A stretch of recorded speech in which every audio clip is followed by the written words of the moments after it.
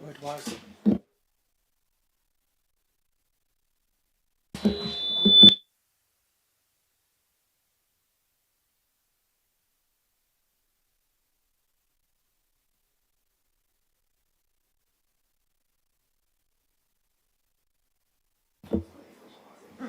One, two.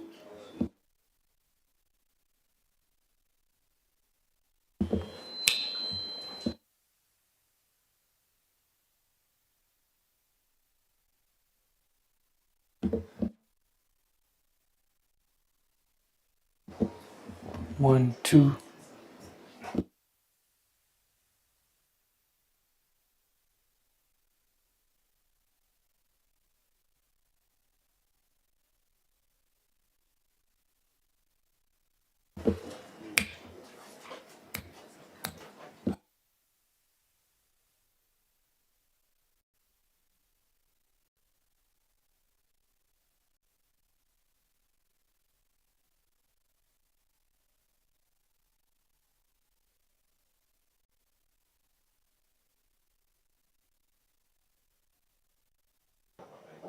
One, two, one, two.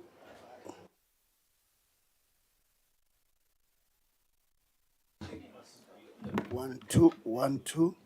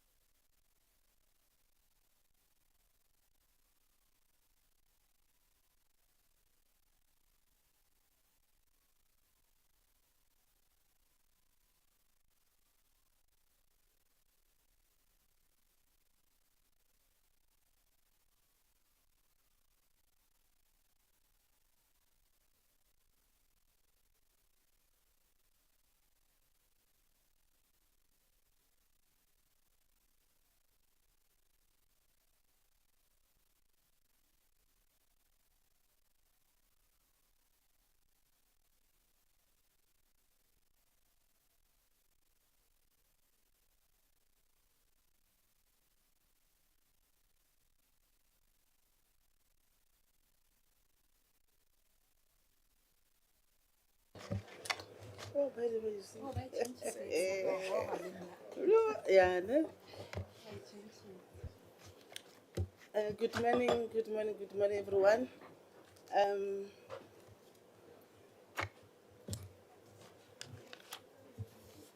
Good morning, honorable members, colleagues, and officials present here.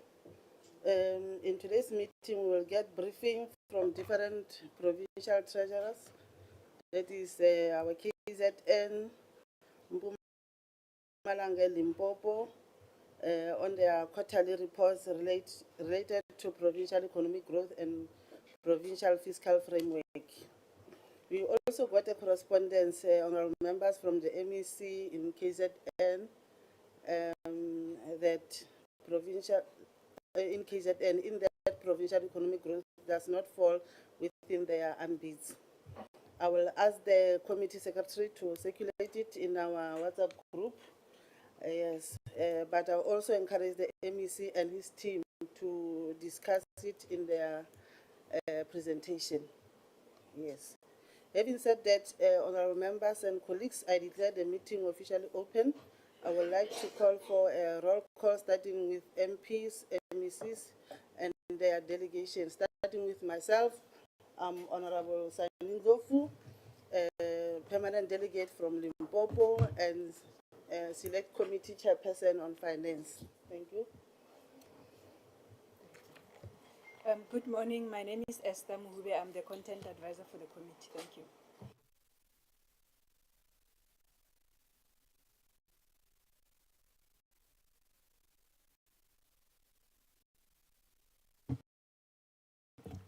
Greetings, everyone. Matapelo Suisa from Northern Cape. Good morning, colleagues. Didi Malole Khwase from Northwest, permanent delegate.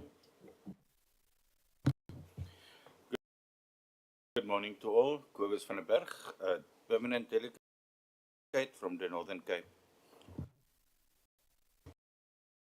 Good morning all. My name is Paul Swart, permanent delegate from the Western Cape.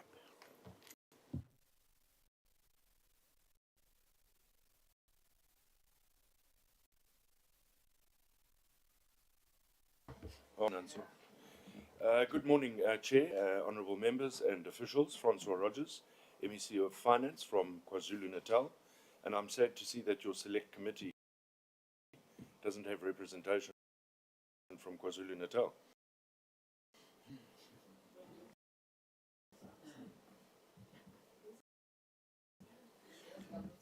Good morning, Honourable Chair. Good morning, Honourable Members. My name is Carol Kutsia. I'm the HOD of KwaZulu-Natal Provincial Treasury. Good morning, Honorable Chair and Honorable Members and colleagues. My name is Khabu Mahwai, MEC for Finance, Limpopo. Good morning, Honourable Chair, Honourable Members. My name is Gavin Pratt, Head of Department, Limpopo Treasury. Thank you. Good morning, Honorable Chair, honorable members and colleagues. I'm Catherine Masigome from Limpopo Provincial Treasury. Can you talk louder, ma'am, please? Morning, Honorable Chairperson, honorable colleagues. I'm Masigome Catherine from Limpopo Provincial Treasury. Absent Chair, honourable MECs, honourable members, Tulani Twala, Limpopo Provincial Treasurer. Morning, honorable chair, honorable members. My name is Bonagele Majuba, MEC for Treasury in Mpumalanga. Morning, Honorable Chair, Honorable Members and MECs. My name is Tobile Mabaza from the Mpumalanga Treasury, standing in for my HOD. Honorable Chair, Honorable Members, MECs, colleagues, my name is Michael Ramabi from the National Treasury. Thank you. Thanks very much, Honorable Rogers. Your grievance is noted. We'll look at that. I'm not sure if there is the KZN is not represented. Colleagues, I must also indicate that Honorable Kobus van der Berg Yes, he's just our visitor for today because he's not part of our select committee. So it's something that I think all of honorable members must also know that it's not something that can be recorded to say he attended our meeting as part of the select committee members. Thanks, everyone. Let me allow my secretary to the select secretary to select committee secretary. Select committee secretary. That they you never introduce yourself. No? I will do so. Okay. Do so as you do, you'll be doing the apologies. Yes. Okay. Good morning, honorable members and officials. My name is Nkululeko Mangweni. I am the committee secretary for the Select Committee on Finance. On apologies, Honorable Rogers, we have, we do have a member from KZN. Another apology that we have, Chair, is from Honorable Ryder and Honorable Kaden. That's all from me. Thanks, Chair. Chair, can you also note the apology of Kanyata? Apology. I'm interested. I'm interested on that part. Political work. I'll deal with it after the session. Sorry, I don't know whether Honorable Brits also put an apology, but he said he'll be late, but he's joined us in the late. Okay. Honorable members, please, next time if there is any apology of any honorable member, let it comes to the committee secretary so that he can be able to read all the apologies. Thank you. Can we now give opportunity to the KZN to do the presentation? Thank you very much, Madam Chair. With your indulgence and that of the committee, I'll give a brief outline and then I'll hand over to my HOD who will take us through the position. Let me also just touch on the correspondence I sent through to your office.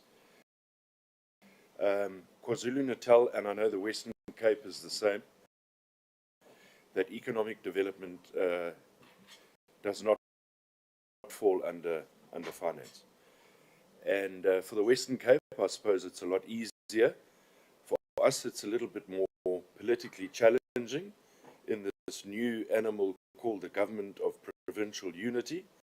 And if I start talking about economic development and it's not in my portfolio, I might destabilize that particular political animal. So again, I ask that the committee takes note of that. We have a very good MEC of Economic Development. He would be quite happy to update you on that. On the political front, Chairperson, let me not mince my words. I haven't minced my words for 4 months. When I sat in the opposition benches, I predicted we would be looking at a deficit of about 6 billion rand. That is now increased to 9 billion rand, and you'll be able to see how that is unpacked. Since taking over office, we've obviously made the new provincial executive and the premier aware of the current financial position. And the bulk of the challenges is around compensation of employees, particularly in portfolios like education, health and social development. Education is our biggest problem, where 93% of the entire budget for education is spent on compensation of employees. And you can imagine that that is not sustainable. And then you look at the Department of Health, which during the last term employed them full-time and gave them permanent contracts, which has now added a further challenge to our entire fiscus. So these are some of the areas that we're having to deal with. we're looking at, and the HOD will take us through some of those areas. Yesterday at the Budget Council, time since 2011, that KwaZulu-Natal is getting an increase in its provincial equitable share. In the past, we've been the recipient of bad news. So starting next year, we obviously haven't done the numbers, crunched the numbers, because we only heard this yesterday. So starting next year, we're going to get a substantial increase in our provincial equity. Continue looking at revenue generation and also cutting costs. I must say, Madam Chair, coming in as a new MEC into the province, some of the wasteful expenditure is obscene. Ministerial vehicles is one of the areas where I've been very forthright, where 16 million rand was spent in 4 months on 11 vehicles for MECs, which is not going to happen under my watch. Those are just one of the areas where I'm coming out. I will continue that particular pattern of aggression towards balance our budget. So, Madam Chair, without wasting any further time, my HOD, Carol Kutsia, will take us through the slides. There's quite a bit on the economic situation in the province and the country, and I've asked her to go over that very quickly, because I think what your committee needs to see and hear is the nuts and bolts of revenue, expenditure, and what the current situation is in the province. Good morning, officials. As the MEC has indicated, I think the committee will be familiar with what has been happening with the global economic projections. There is some possible growth, but it's very minimal in the emerging markets, also very small, from 4.1 to 4.8. In South Africa, as you can see, KZN is very much aligned to the projections in the country holistically. Obviously, if you're not seeing significant, it puts in, additional pressure on the fiscus. If we look at the population by province, and this is where the good news came in yesterday, is that KZN's numbers have finally gone up in terms of the latest census, which obviously has a greater bearing on the equitable share calculations. Obviously, we've really been hit hard in terms of the various challenges that we've faced, and our unemployment rate is sitting at 30.5%. But if we look at the expanded definition, it's 44%, which means young people in the main are not even looking for jobs. They become so disheartened. What's also important is to look at migration streams, and there we've lost 96,000 people that are moving typically up into Gauteng to find employment. 5% of the GDP, national GDP, so we are the second largest economy in the country. Then we know manufacturing, we've got quite a number of automobile companies there. Tertiary sector is very key for KZN. As you would know as well, that the community services, which is government, plays a big role in terms of driving the economy. Tourism is very critical for KZN as well. On the right-hand side are the key sectors in KZN. A lot of them are around labour-intensive, such as agriculture, but also wanting to focus on value add. So there are a number of different sectors that are critical for KZN's growth. If we then look at France, which is about 30% of our population, and that is unsustainable. Turning to the provincial budget now, if we look at our sources of revenue, 97% comes from national government, which is made up of 80% of small proportion is 3%. It's the other in the pie chart, and it's made up of casino taxes, horse racing, liquor license, motor vehicle, traffic fines, health patient fees, and then interest that we earn on our positive bank balance. Members would be familiar with the equitable share. The positive from yesterday is that in most of those numbers. Our health numbers, our education numbers, our population numbers have all increased. So that's really positive for a change for KZN. This is the old numbers, and obviously this would need to be updated. So currently we are the second highest in terms of the portion of the equitable share that we receive, and hopefully we'll see this increasing even further. If we look at our fiscal frameworks, for the current financial year, we're receiving 121 billion rand in equitable share, 25 billion rand in conditional grants. Own revenue, you can see the figures there, our own cash resources, making up a total budget of 150.4 billion rand. That the province has faced and will continue to face, but under the fiscal conditions, this was the only amount that we could really bring to bear. We have faced a number of budget cuts going forward over the EMTF. So the orange block is the equitable share cuts. So this was where the equitable share formulation binational in terms of reducing the overall debt burden. So the orange is how many cuts we've received. At the same time, they did give us additional money for COE, for health and education in particular. And if we net the two together in the blue box, we only received rand, but you took away 4.5. So the net amount that we received is 2.2 billion rand. And as you will see, what are we doing to enhance our provincial revenue? There are a number of areas that we are exploring around our own gaming and betting tax act that we administer as Provincial Treasury, but also then in terms of online gambling, we know at a national level that this is something during their tariff. So they used to provide a flat license fee. Now we're saying it should be based on turnover. Health patient fees is something that really needs to look at the road accident fund in terms of claiming back those amounts. Department of Transport looking at unlicensed vehicles. Correctly, are we collecting that? But also exploring other avenues in terms of revenue.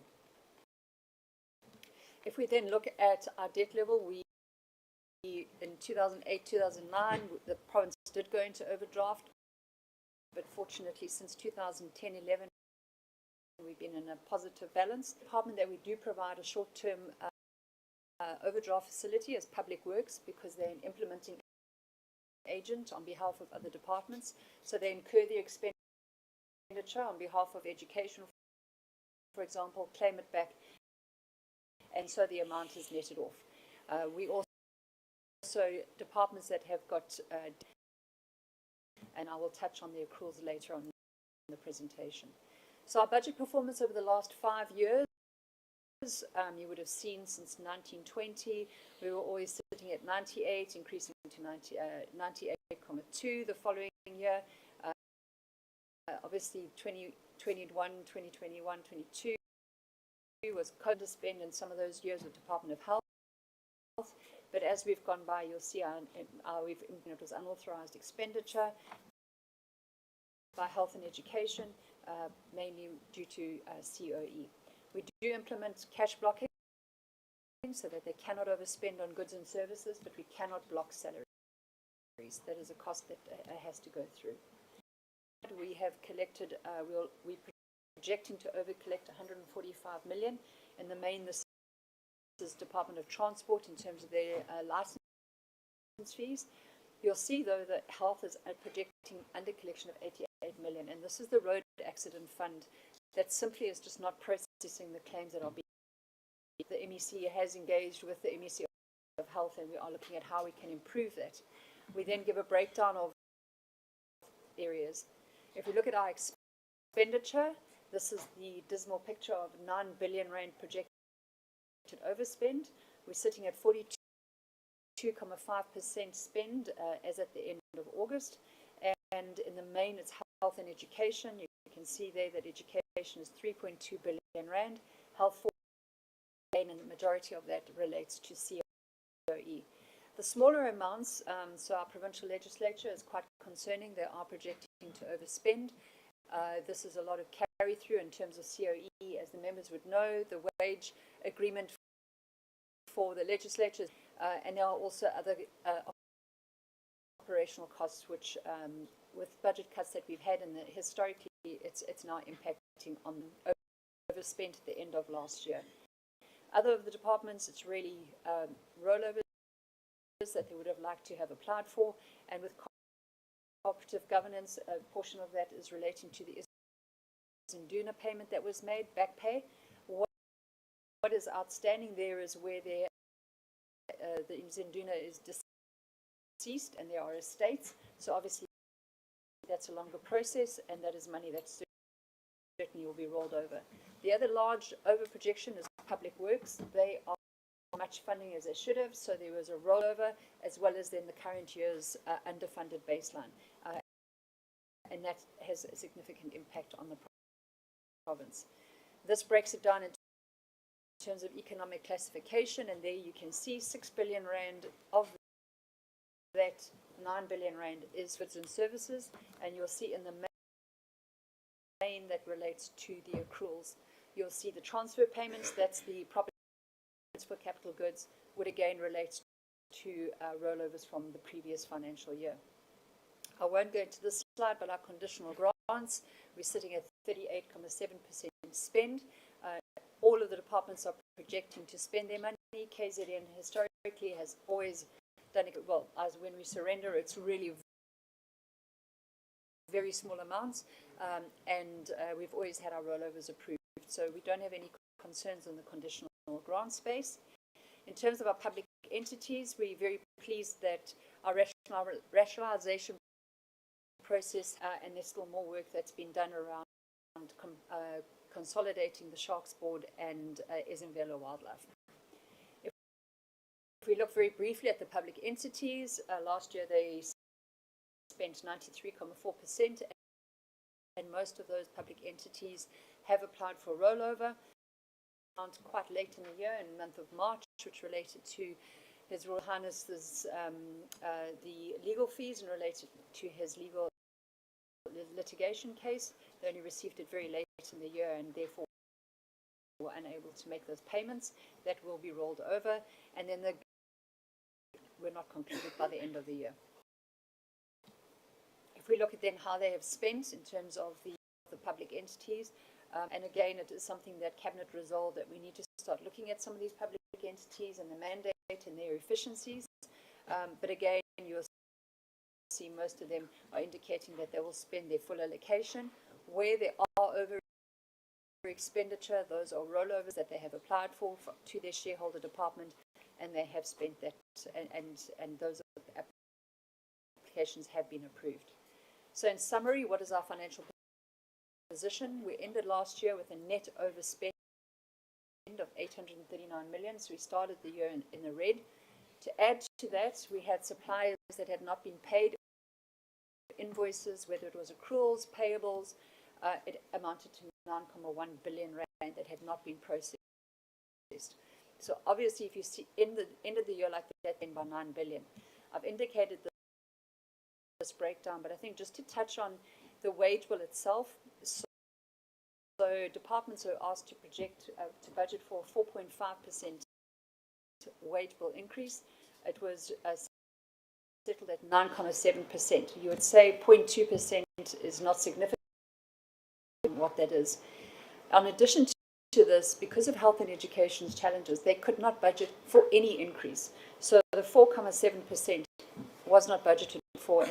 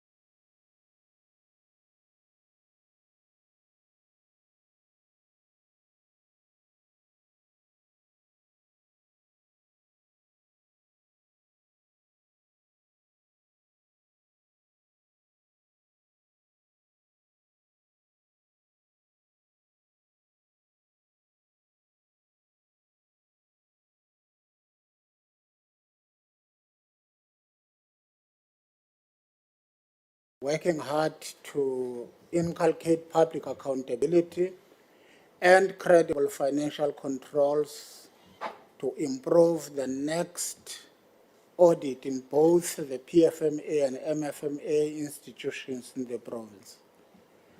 The Provincial Treasury has been tasked with working with to explore other means of attracting value-adding investments into the province, including through incentives for business.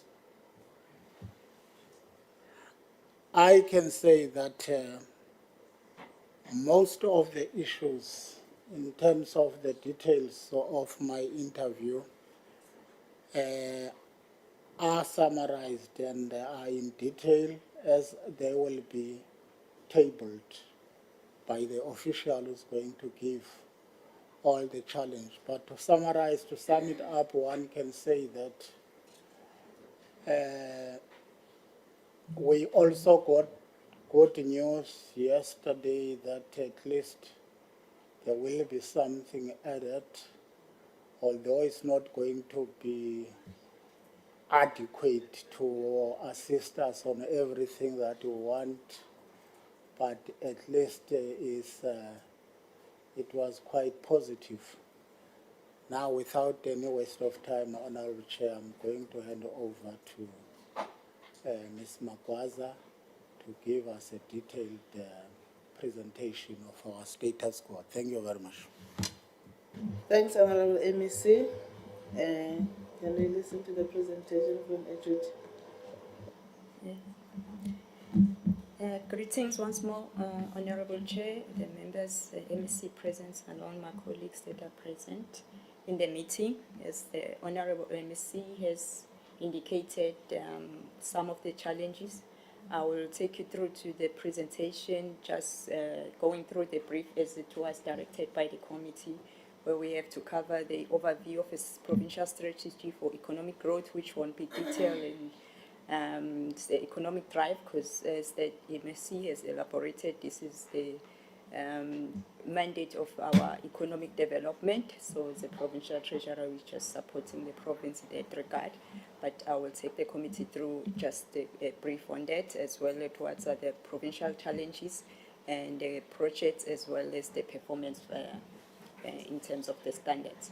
In terms of our provincial economic growth, our population has grown from 4.0 million to about 5.1 million, which is positive, and we take about 8.3% of the national population, and it has been growing by 1.1% per annum, with a net migration of more than 12.650 between 2011 and 2022.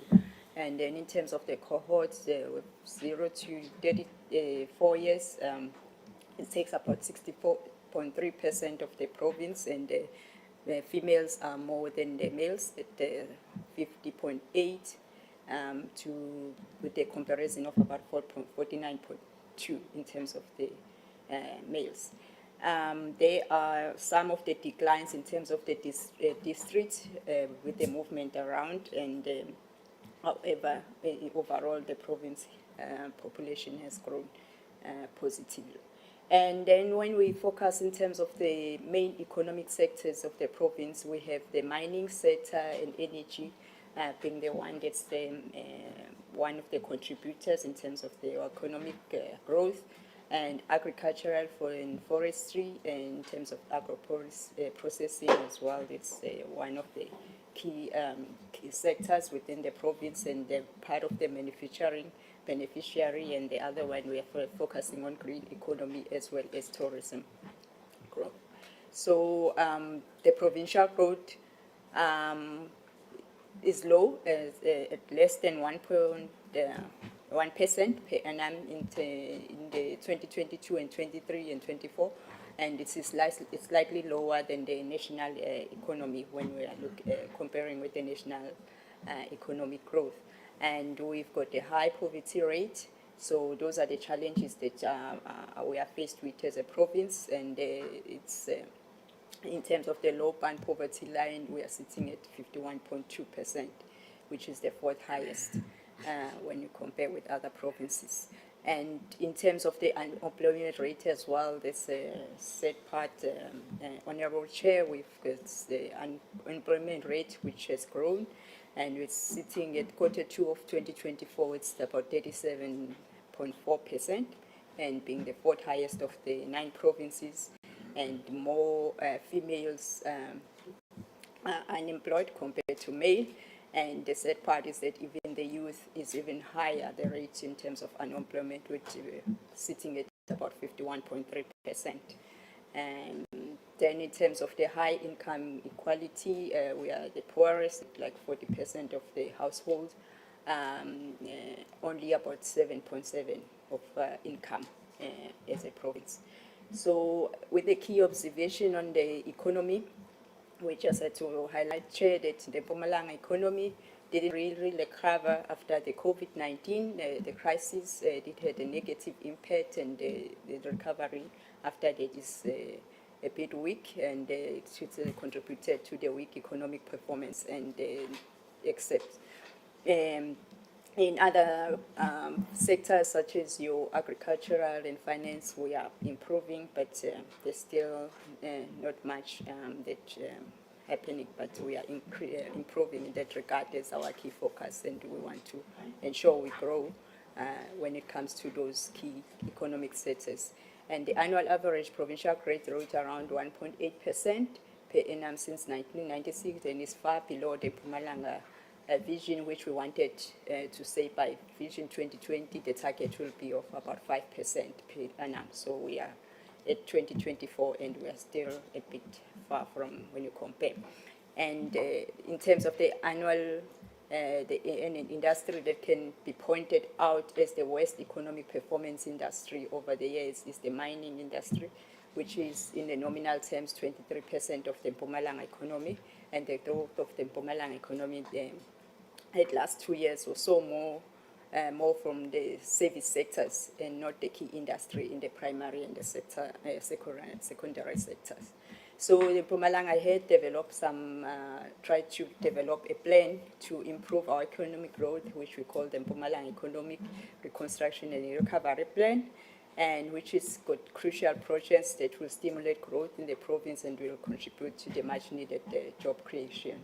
And so this is just a summary of what I've highlighted in the beginning, looking at the factors there, that provincial economic targets and the performance trend when you compare to 2019 to the 2023 where we are. And in terms of unemployment, there's still not much movement when you look at Q1 of 2024. And the poverty rate is still a bit around 51.2% in this one.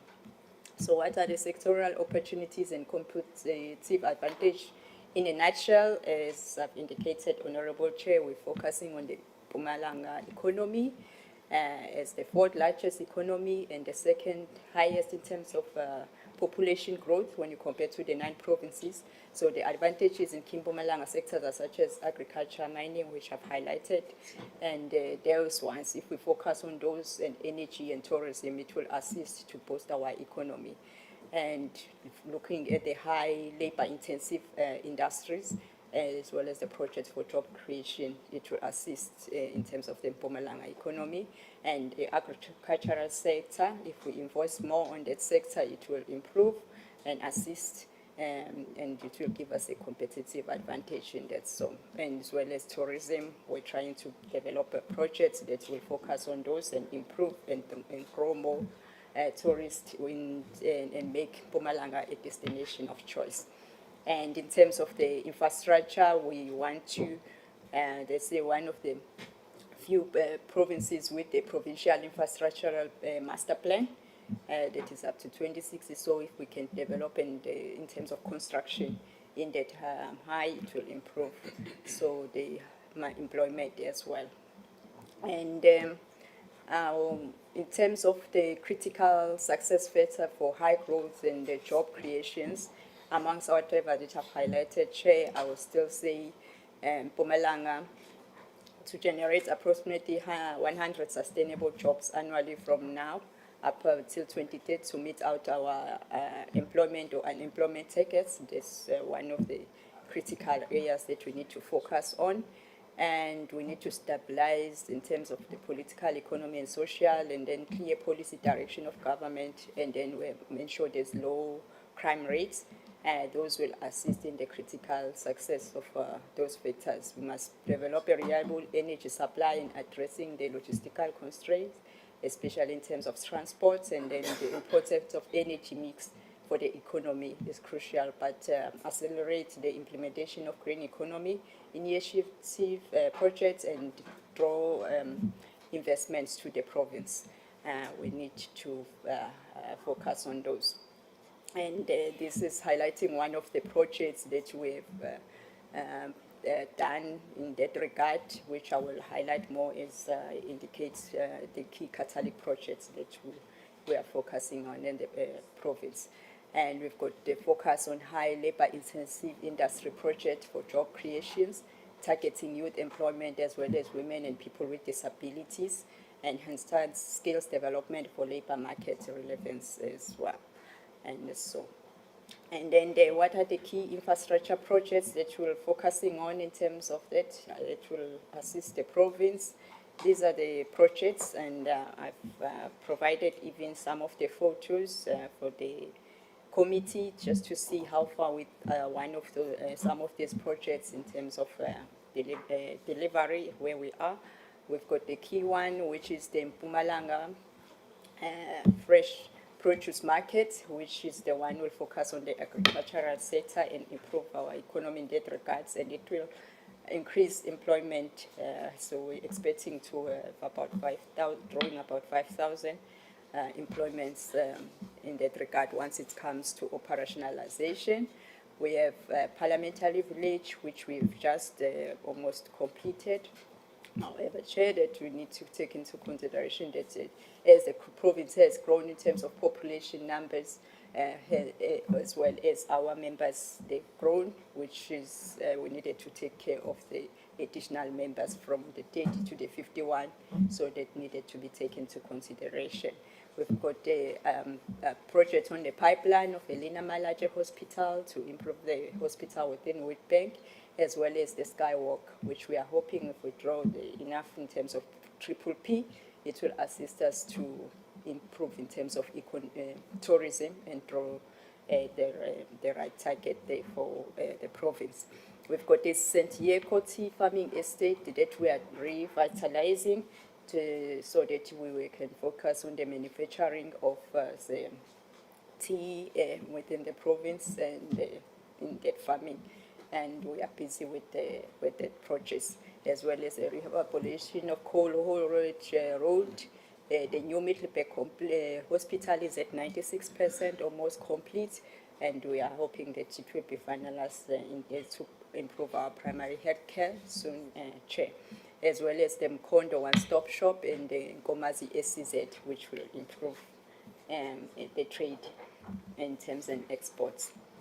So this is our picture in terms of our fresh produce, and just to cover what's the goal of this market is just to utilize and there's a catalyst to stimulate, recruit inclusive growth and the agricultural sector and creation of more jobs, and to develop a world-class fresh produce market facility that will enable infrastructure and support facilities, and to ensure the financial sustainability of markets and the facilities, and provide critical support in terms of the farmers, the logistic production and supply chain logistic and marketing in that regard. So we hope this will assist even the small scale farmers to improve and then utilize this for exports of the product. These were the projects that some of them that I've mentioned that we have successfully completed as a province. Your health, your Bethel Hospital is functioning, and over the 5 years with some of the education, as well as social development, those are treatment centers. These are completed projects. And in terms of agriculture, those include Agri-Hub and Public Works, Roads and Transport, some of the roads that we have completed. And what are the challenges that we are faced with in terms of infrastructure, and we would like assistance in that regard, in terms of project management. We need to have some project preparation, investment attrition that will assist in terms of infrastructure and then project implementation, as well as the capabilities in terms of technical skills. It's assisting that we need assistance in that regards, and maybe to mobilization of funds as there is marked decrease in terms of the management of equitable share allocation to infrastructure by the province. So we need assistance in that, be able to mobilize the funds, and as well as since the amounts are fluctuating in terms of the regard, and with the fiscal consolidation and all the budget cuts, it's really affecting the delivery in terms of infrastructure, which is making it longer in terms of completion, and it becomes even more costly in that regard. So we need assistance that it gets, because we end up having cost and the overruns and time overruns and the variation order and all those things that are affecting the delivery of infrastructure. And in terms of the legal framework, there's a need for knowledge development in the utilization of other contract documents and training in that regard. So it's assist, especially for the key departments that have infrastructure delivery. And to cover in terms of the provincial entities, Chair, we've got only 4 public entities, the Mpumalanga Tourism and Parks Agency, we've got the Mpumalanga Economic Regulator, and the MEGA, which is the Mpumalanga Economic Growth Agencies, and then the one that is reporting to education, the Mpumalanga Training Trust, which is MRTT.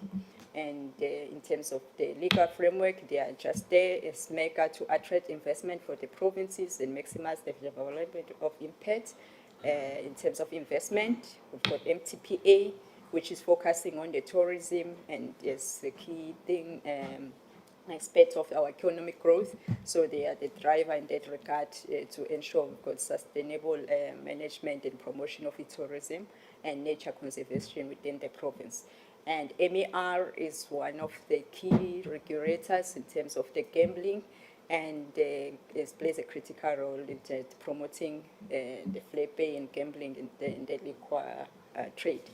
And MRTT is just focusing on the youth to develop the human resource base for Mpumalanga and providing practical skills in terms of hospitality, tourism, entrepreneurships, like the skills of that regard.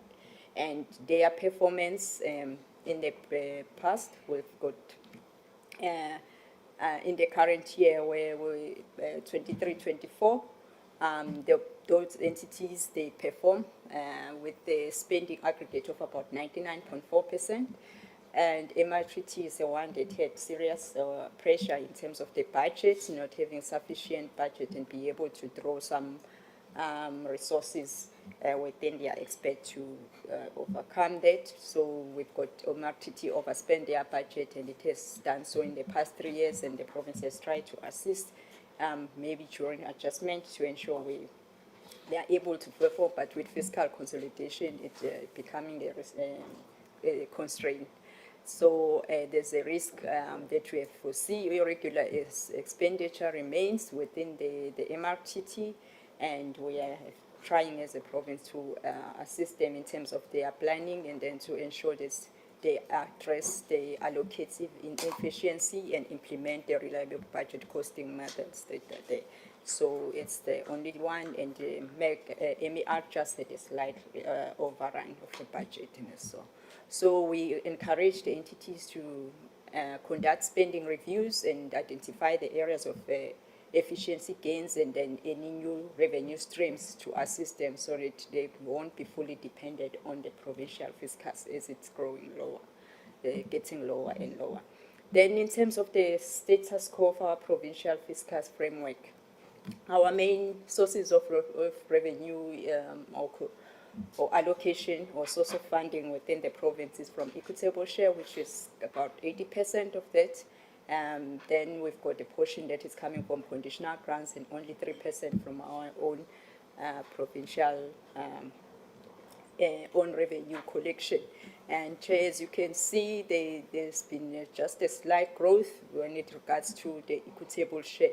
When you compare the 2023, we were at about 48 billion, and it just slightly grew when it comes to the current financial year, which 24-25, we are sitting at 49.1 with all the fiscal consolidation, which means there is no room to increase any service delivery, but just to maintain what we are currently doing, and some affecting department like health, which have a high demand of services and education, as well as social development in their service delivery acts. So our overall year-on-year growth, we just grew by 1% when you compare to 23-24, which is low, way below the inflation.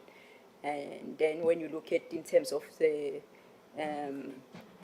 normal real terms, it's really declining, so there isn't much growth. And in terms of the cuts on the grants, we received cuts as well, which affected the delivery of conditional grants, and then it kind of eats away some of the profits. But the good news is that with our revenue collection, the province has grown when you compare to 2019-20 from the has grown by 97.9%.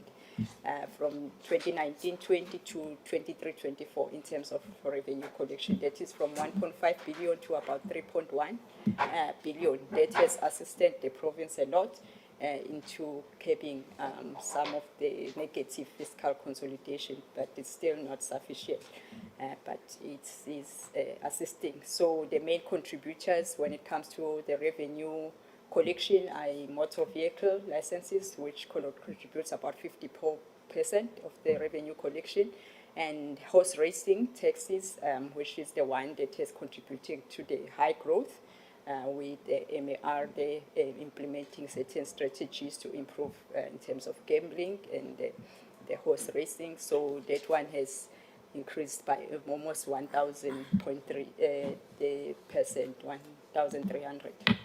And when interest as well, those are the three key revenue sources for our provinces, and that's all. So overall, this is where we are at in terms of the overall fiscal, but we have a strategy to maintain ourselves as a province with all the negativity in terms of the debt servicing, as well as the growth, not sufficient growth in terms of the fiscals. We have this provincial strategy of ensuring that we are able to assist the departments to maintain the status quo. We have to increase the net worth in terms of growing reserve and cash balances that assist with it when we are having certain challenges and unforeseen and unavoidable that we need to take consideration as a province. We are able to come with funds, and not sufficiently, but to be able to stabilize the situations. So as we are disaster-prone provinces, sometimes we do not get assistance on time. And we investing in the productivity in terms of enhancing the social and economic infrastructure, as I've indicated. Those ones, if they can become to operationalization, it will really assist, and we ensure that we speed up the progress in the existing infrastructure that will contribute to the provincial economic growth and improve the efficiency and effectiveness of the revenue collection, which is shown with the high growth in the past 5 years. And the crucial part is just to maintain that collection over the years. And we encourage the departments to have the value for money expenditure achieved while achieving the government priorities through the procurement reforms as well as spending reviews. That helps in that, as we need to focus on those key areas. In terms of revenue, what other initiatives that we are considering as a province We have just started with the terms of the museums, resuscitating them and revitalizing so that and improve the marketing strategy of them so that it recovers after the negativity of the COVID-19. And then the other one will be just to focus on getting area where we can be able to do the vehicle impounding, especially since we are bordering Mozambique and Swaziland. So there are opportunities there for unworthy vehicles, and but we're still having problems of storage or space in that regard. So our performance over the 3 years is as it is. We have problems, but we are able to maintain our spending, though it comes at a cost, but we are able to underspend in terms of budget. But in the first year, as you can see, education had challenges with the first implementation of fiscal consolidation, which resulted to the overspending in terms of education only on 21-22 financial year, while all other departments, they underspend their budget slightly. And with the 22-23, there was just a 0.8% underspending overall as a province. And in terms of the 23-24, we have underspent by 393 of that, and some of that portion only safety has incurred and unauthorized expenditure of about 91 million. So that's where we are in terms of the performance. And in the current financial year, Chair, we are sitting at 41.2% in terms of spending. And mostly we are projecting to overspend by 293.7 million, and it's mainly from the public works, community safety, and slightly treasury, as well as human settlement. And the main contributors share on this is the fiscal consolidation, as well for other departments that has non-social sectors, is the carry-through of the 2023 unfunded wage and the effects that we keep on imposing on this department as we cut COE, and we expect them to cap and maintain the COE at the level and it becomes at the expense of the service delivery items or contractual obligations in other items, and it affects the operations of those departments. So those what is mainly contributing to the projected overspending. And for the Mpumalanga Treasury would be mainly of an anticipated payment of in terms of the computer services, the contracts that we needed to pay for the Microsoft. So safety, we got challenges with the Limpopo border, which draws more of in terms of overtime of the traffic corp and the demanding, and we need to come up with a solution to assist the department in that regard, as it keeps on tempering and affecting the service delivery and the budget overruns within the department, and then as well as the operations budget in terms of security. These are the risks that we identify in the current budget and the MTF, as I've elaborated. Some of them are as a result of the fiscal consolidation or the budget cuts, especially on the non-social departments, and the carry-through effects of those. And some is codependent, it becomes an effect that most of those departments will have high accruals, which are not cash back because the budget was cut and they still need to continue with service delivery. So it puts pressure on the following year budget, and it continues. So our accruals have changed, increased when you compare to the previous financial year because of that. The climate change as well, it does pose a risk because of disasters and the damages that on the infrastructure. and the high maintenance that will be required in terms of infrastructure, and the other things will be unplanned and unfunded activities that we need to be accommodated within the current budget, as well as maybe not being able to spend the funds and in terms of conditional grants that we had to release and take back to the National Revenue Fund. And in terms of the audits, we improved slightly, if I can say that, Chair, but we had 4 clean audit outcomes from 5, which was a bit of a redress in that regard because one of the agriculture department had that request to go to that. But in terms of unqualified with matters, now we had 10, which means there was 1 which moved from the qualified opinion to unqualified, which had a bit of a positive picture for us, Chair. So that is where we're standing. This is inclusive with all the department as well as the public entities. But in terms of the municipalities audit outcome, we are just showing the 2022-23 as the 23-24 is still underway, Chair. So we as a provincial treasurer has come up with a committee within the provincial treasurer to assist the department in terms of the performance of the audit and maybe improve in this regard with having a focus team which will focus in terms of UIF, which is unauthorized, irregular, infrastructure and wasteful expenditures, as those were one of the main key issues that are affecting the department.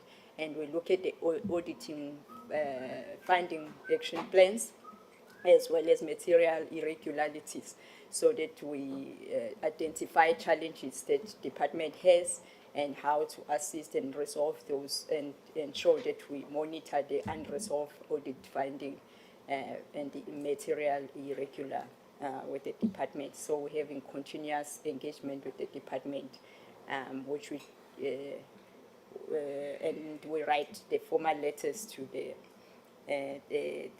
accounting officers in terms of progress if we on those areas. Chair, this is where we end as Mpumalanga, and we just recommended the committee assist us to enhance the work of the provincial treasury and note the budget and expenditure performance of Mpumalanga and to advise provincial treasury on the areas of improvement. Thank you. You said your MPLs have increased the number. Yes, it was from 30 to 51, yes.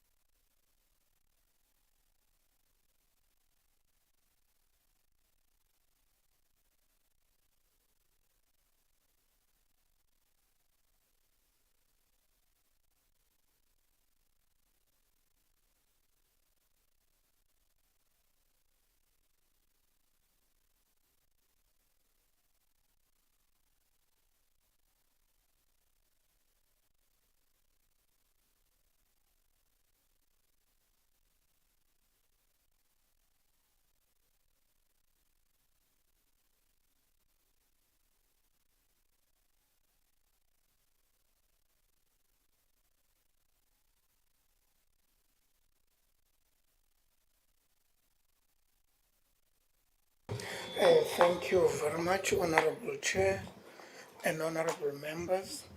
We really welcome this resumption of briefings as it will enhance extended scope of oversight and therefore bring improvement and efficiency.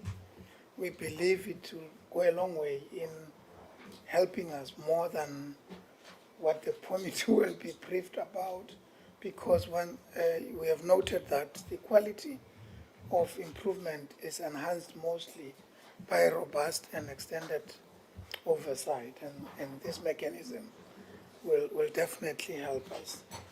We, as my colleagues have done, and without wasting most of your time, I'll be requesting the HOD, Mr. Kevin Pratt, to take the committee through and assure the committee that on the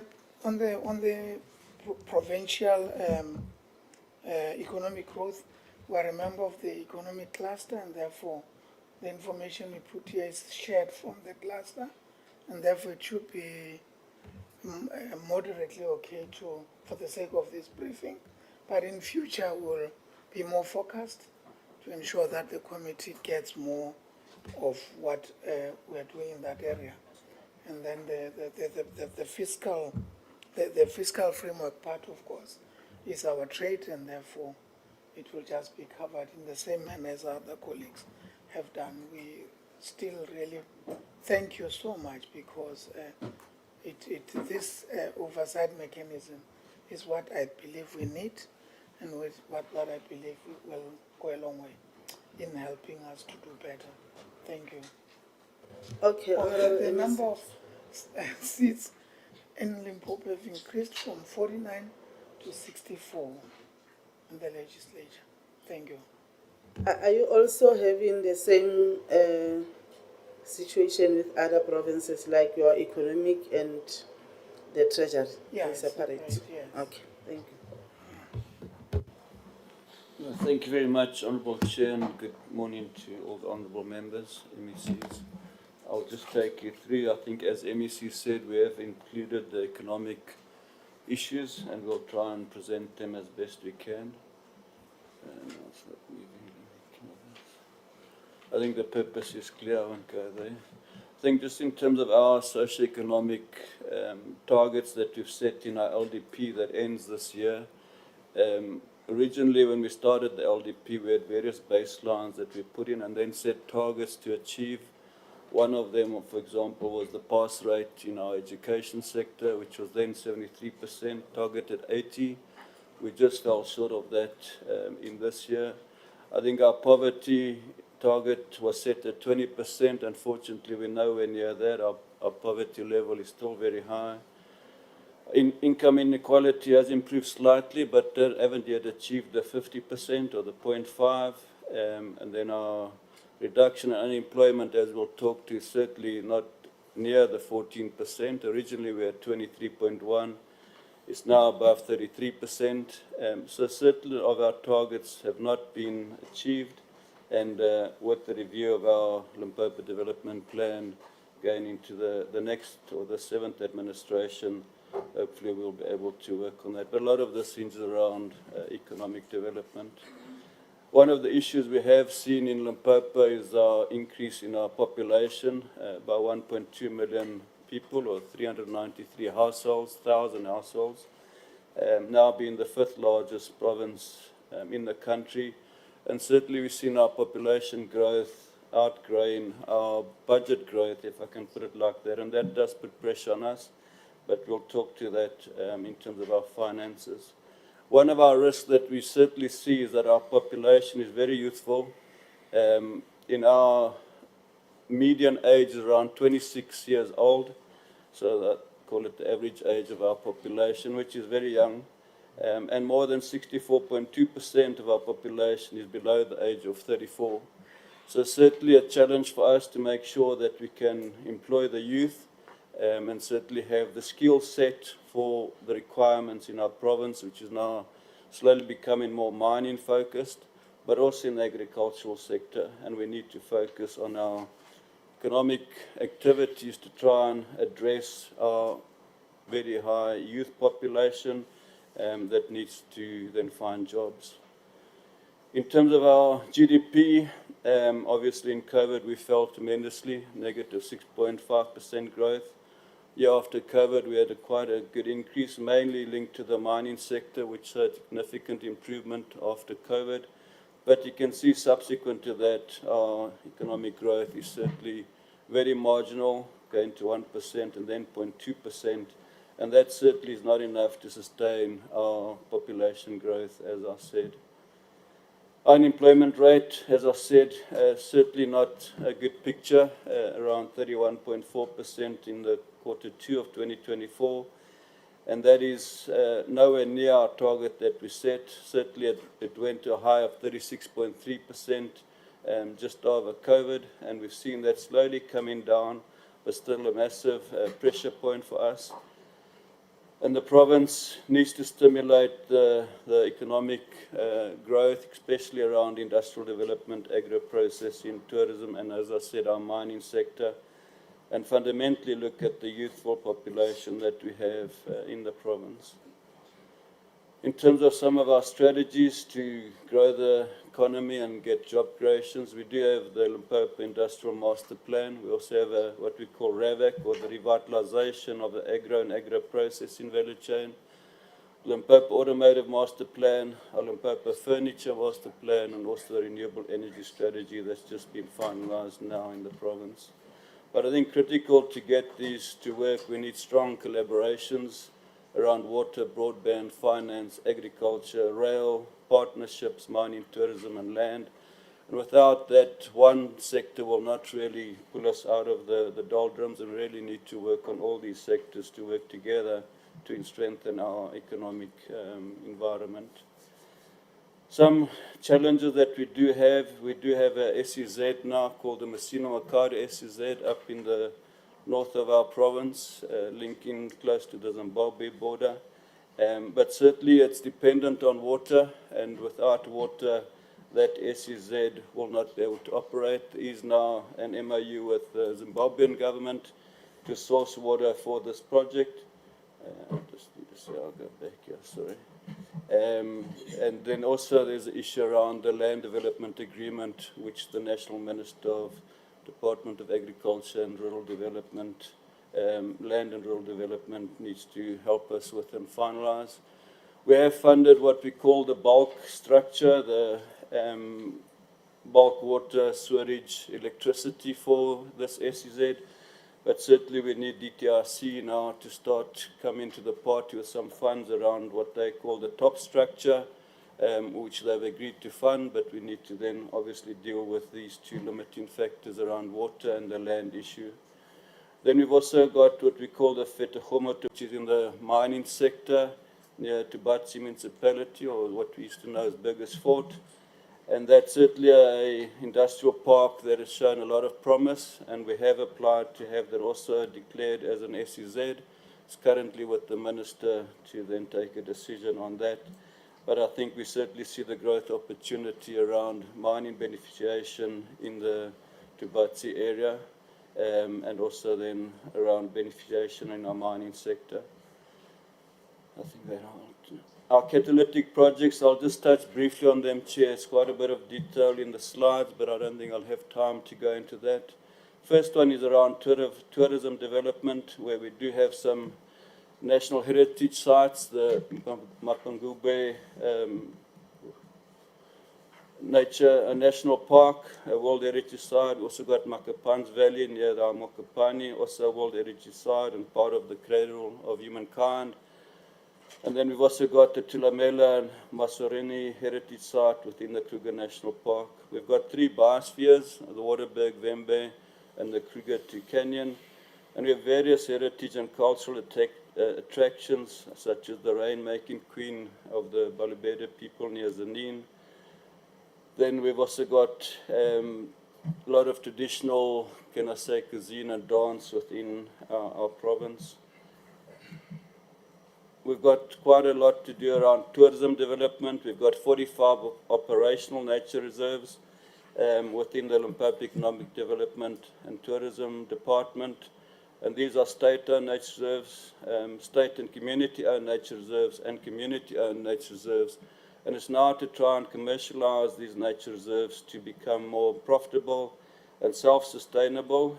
We have funded quite a lot of money to develop these nature reserves, putting in accommodation, catering facilities, as well as staff accommodation to try and make them more attractive. It's now about marketing them and making them commercially attractive to the private sector to then come and either run it with us or take over the functions of some of those activities within our nature reserves.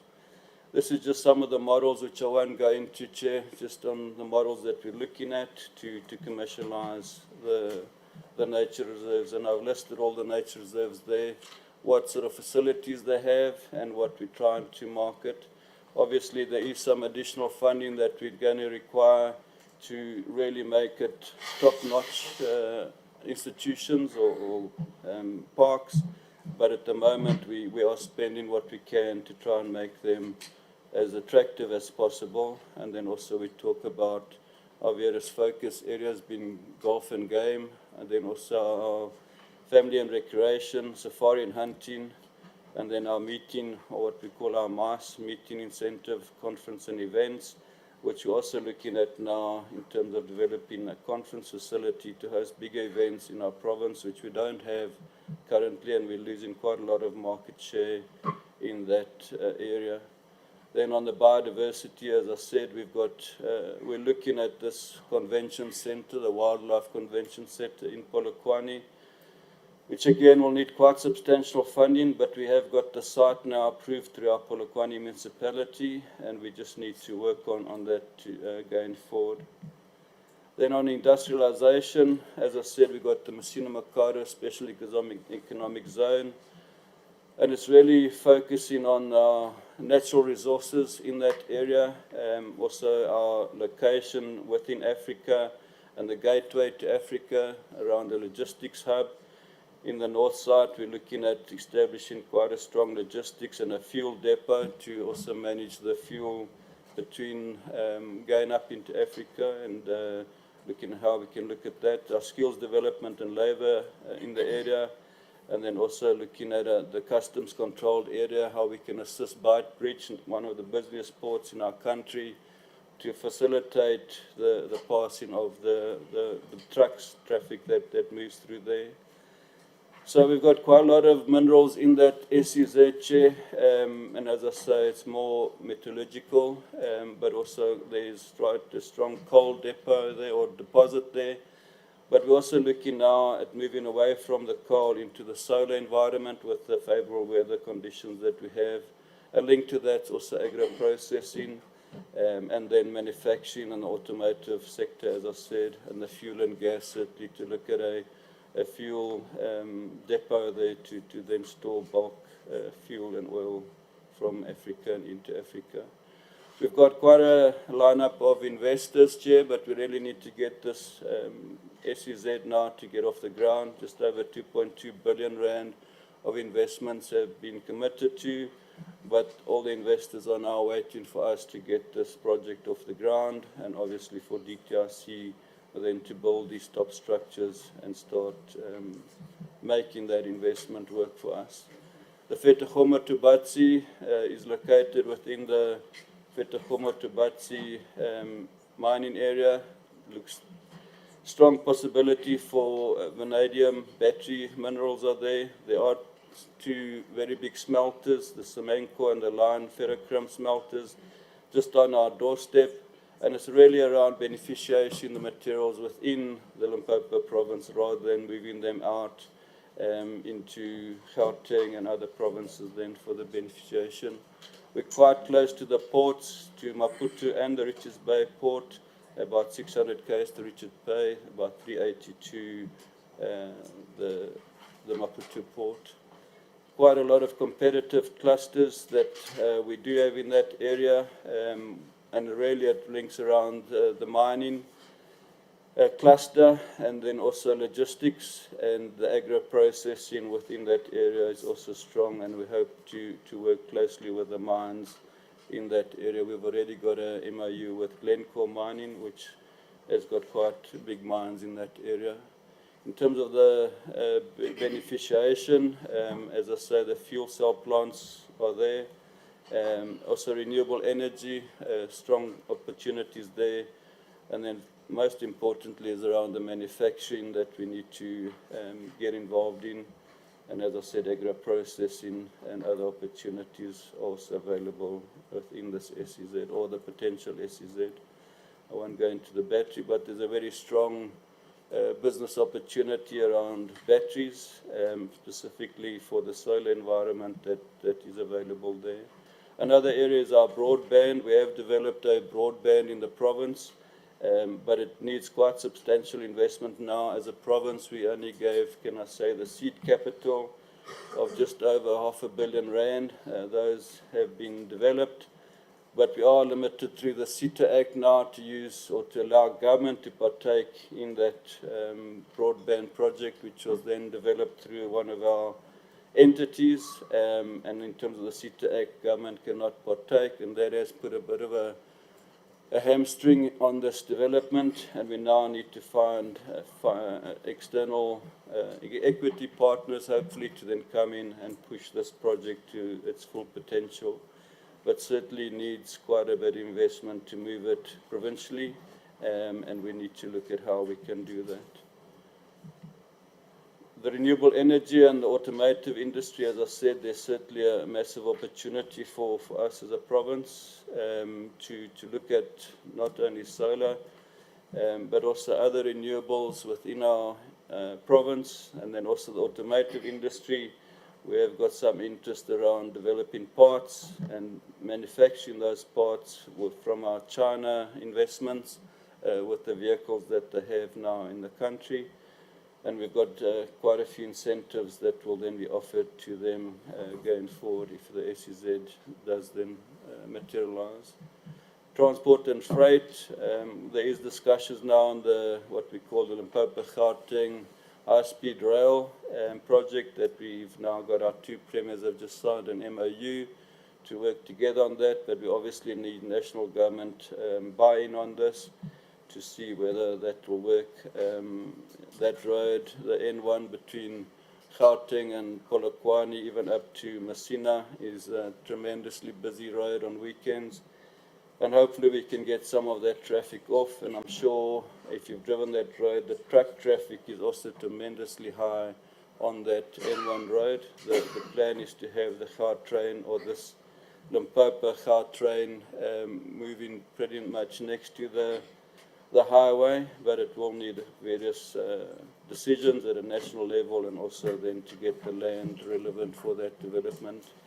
There's also a discussion around what we call an aerotropolis within the Polokwane airport, really to develop that again around some cold storage and making our airport much more viable. At the moment, we only have 2 flights, passenger flights in and out of our airport, and we're looking at trying to bring in logistics, particularly from Africa and into Africa through our Polokwane airport, and then linked to that would be some hotels and some retail and warehousing. Agro-processing, Chair, just briefly, we've got quite a few projects that are on the go as we speak. Zebedila citrus is one of the biggest citrus estates in the southern hemisphere. It was handed back to the community. It has failed. We do have community disagreements, and that has hampered the development of this citrus estate. However, we have appointed a transactional advisor to help us, and it now seems that the community has found itself, and we're trying to get that project off the ground. And certainly has massive potential if we can just revive that estate. Then we're also looking at a tomato processing plant called the Norjack Canning Company up in the Zanin area. And this will then make tomato paste and tomato puree. We have spent about 100 million on that project already as a province.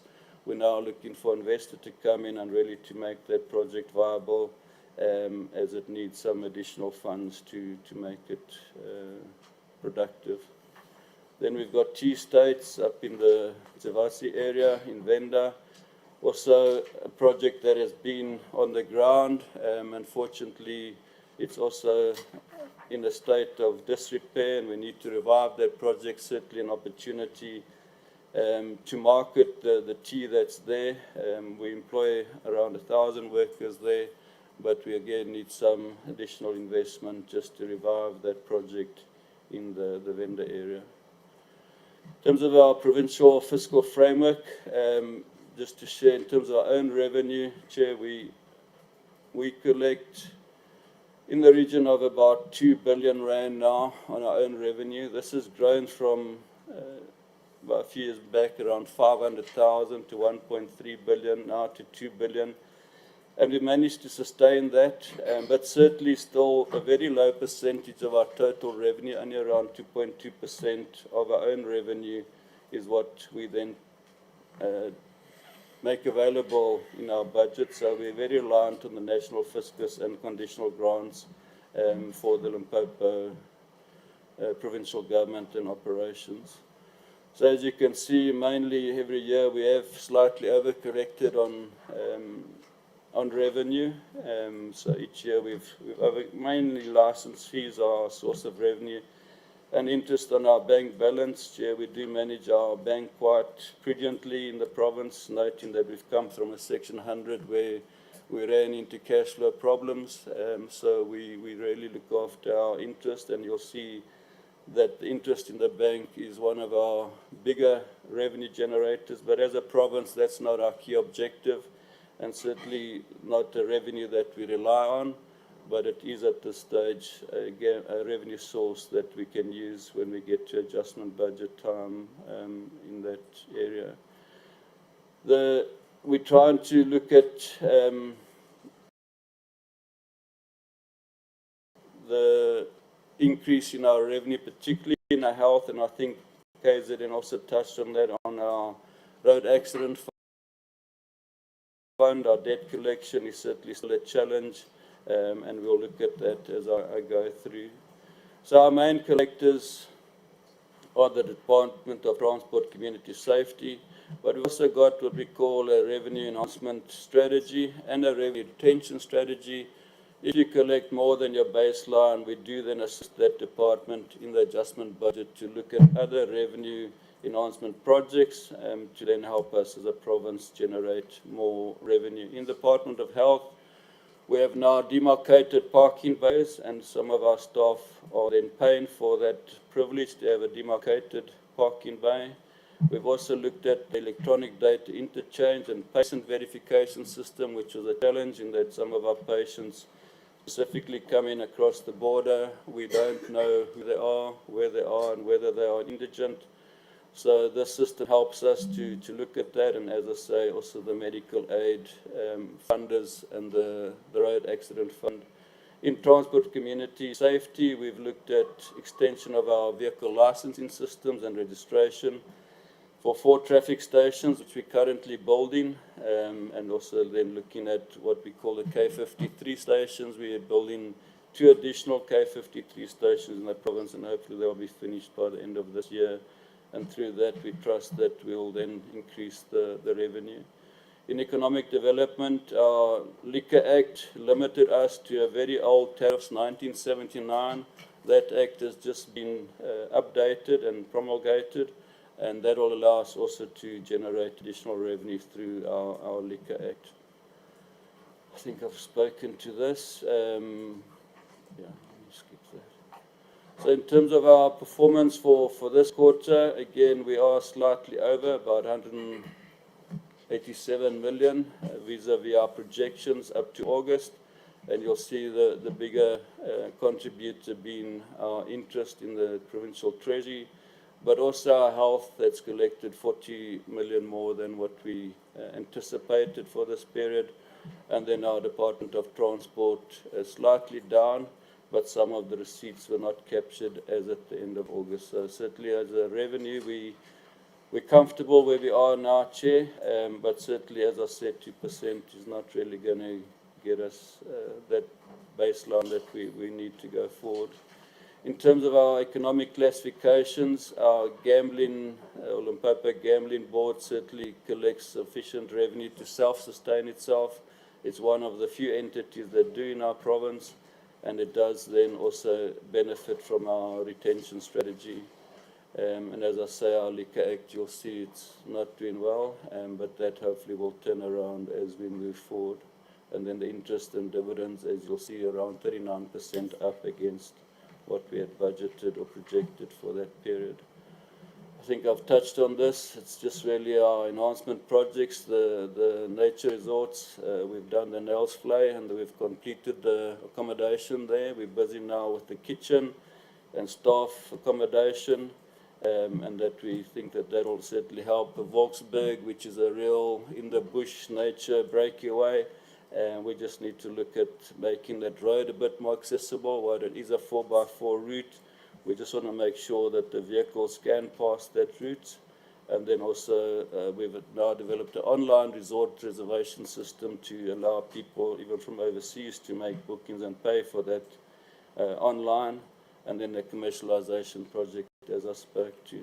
In transport, is around the K53 stations that we're busy with, and also revitalizing some of our existing licensing offices which need attention to make it a bit more attractive for our community out there. In health, it's the patient verification, and then we've also looked at giving them additional money to refurbish their accommodation and charge more market-related rentals for the doctors and health professionals occupying those premises. Our revenue budget going forward, still just on the 2 billion mark, but growing by an inflationary figure. You'll see the sports, arts and culture growing very small in the next financial year, as well as social development. Some of our departments are not really revenue-generating departments, but those that do, we do see an inflation increase. Just in terms of our debts and our recovery of the debts, just to share with the committee that our cash balance certainly is positive, but you can see that up to the end of March last year, we underspent by just on R1 billion, both on equal share and conditional grants. On the conditional grants, we surrendered around 70 million, but we need to look at improving that going forward. It does help in the adjustment budget. A lot of this money was applied for rollover, which will then come through in this financial year. Then even if you look at the current financial year, end of August, as we speak now, our provinces, can I say, have underspent by 2.9 billion compared to what they have requested for us to transfer to them. We've transferred 2.9 billion less than that due to the expenditure of only around 32.6 billion when they requested 35.6 billion. And that's really adding to our interest that we're then earning in the Reserve Bank, as those funds are not simply given to the departments. We depend on the actual payments that they capture, and we release the funds according to the payments that we get in the BAS system. In terms of our debts, also not a very pretty picture, about 1.7 billion in debts outstanding, although a lot of that is the accrued revenue, as we call it, at the bottom of the table. Health around 778 million, that's our patient fees, and also our traffic fines of around 531 million that are not collected, and that's something that we're looking at strengthening now. And I think the patient verification system will certainly help us deal with this patient fee debt that we're not collecting. And as you can see, it's grown to 826 million as we speak at the end of August this year. So our debt position is not that big in some of our departments, but certainly in others it's still a concern. One is public works, roads and transport, and these are debts for the housing stock that they rent out to largely government employees, but also others. And these debts aren't collected. We have found that they don't have lease agreements, and the tenants are also very difficult now to evict. But we're trying to deal with that, although it's again grown by about an additional R1 million as we speak in this quarter. The nature of our debts, as I say, largely related to other debtors, but also staff debt that we need to work. And as I say, the patient fees and the traffic fines are the larger two components on that. our debt strategies or collection strategies. We do partake in the national contract, RT27, for debt collections. But what we find now is that the information to give to the debt collectors or the firm that's collecting debts is limiting, and it inhibits them to really perform the debt collection, and we need to work on how we improve that.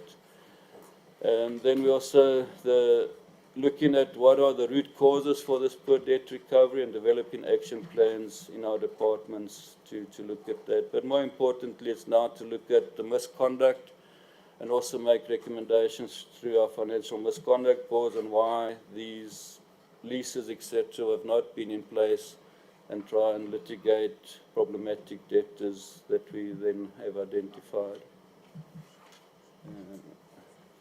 In terms of contingent liabilities, Chair, I thought we must just share this with you. Also, our medical legal claims are excessive.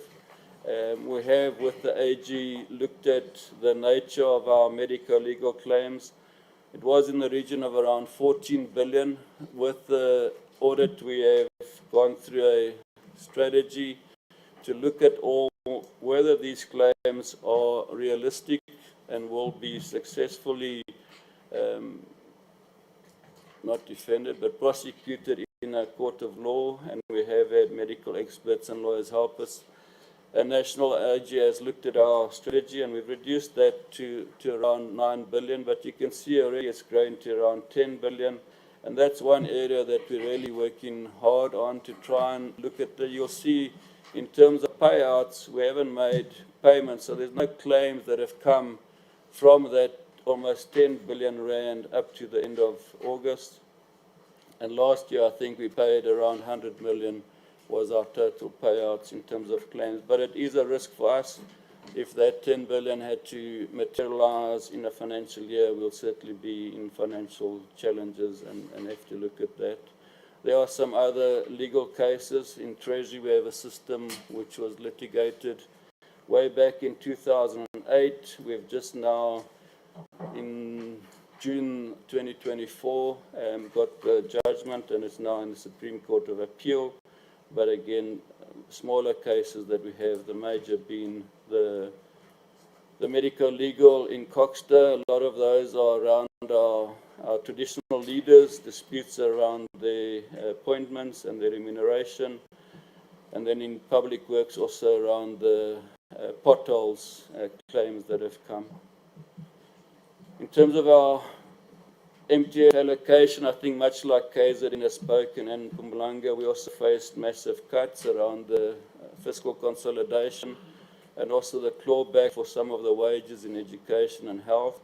But we did receive some additional carry-through costs, but as I think the other provinces have said, we are in a fiscal constrained environment, but I think as a province we've managed to work through that.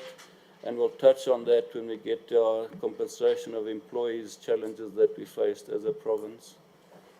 In terms of the fiscal framework going forward for the next MTF, within this financial year, we had a small surplus of 144 million that we didn't allocate.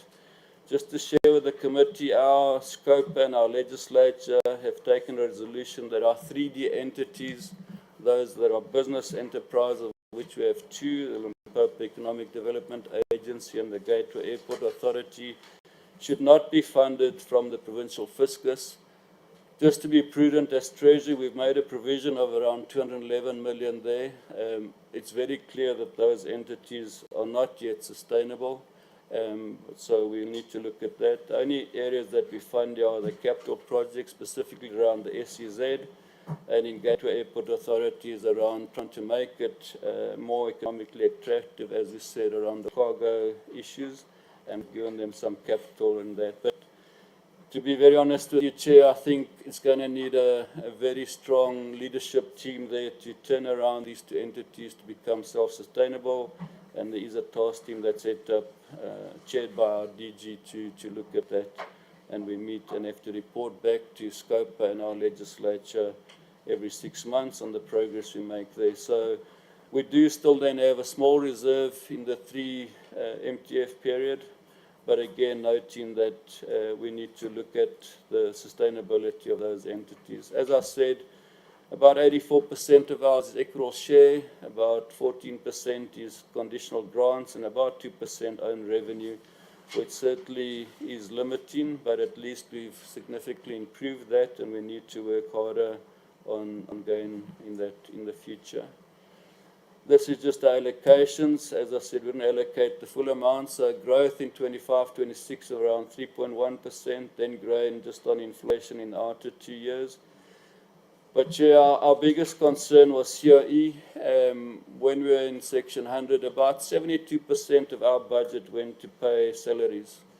And we projected that by 2030, we would have nothing else but paying salaries. So we had to implement a control measure to turn that around, which we did, and we've issued an instruction note, what we call the Provincial Personnel Management Framework.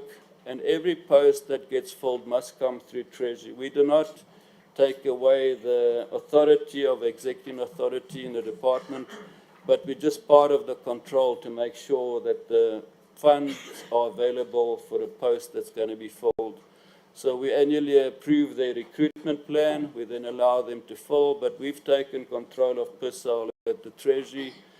And we open the personnel system only once we've approved a particular post to be filled.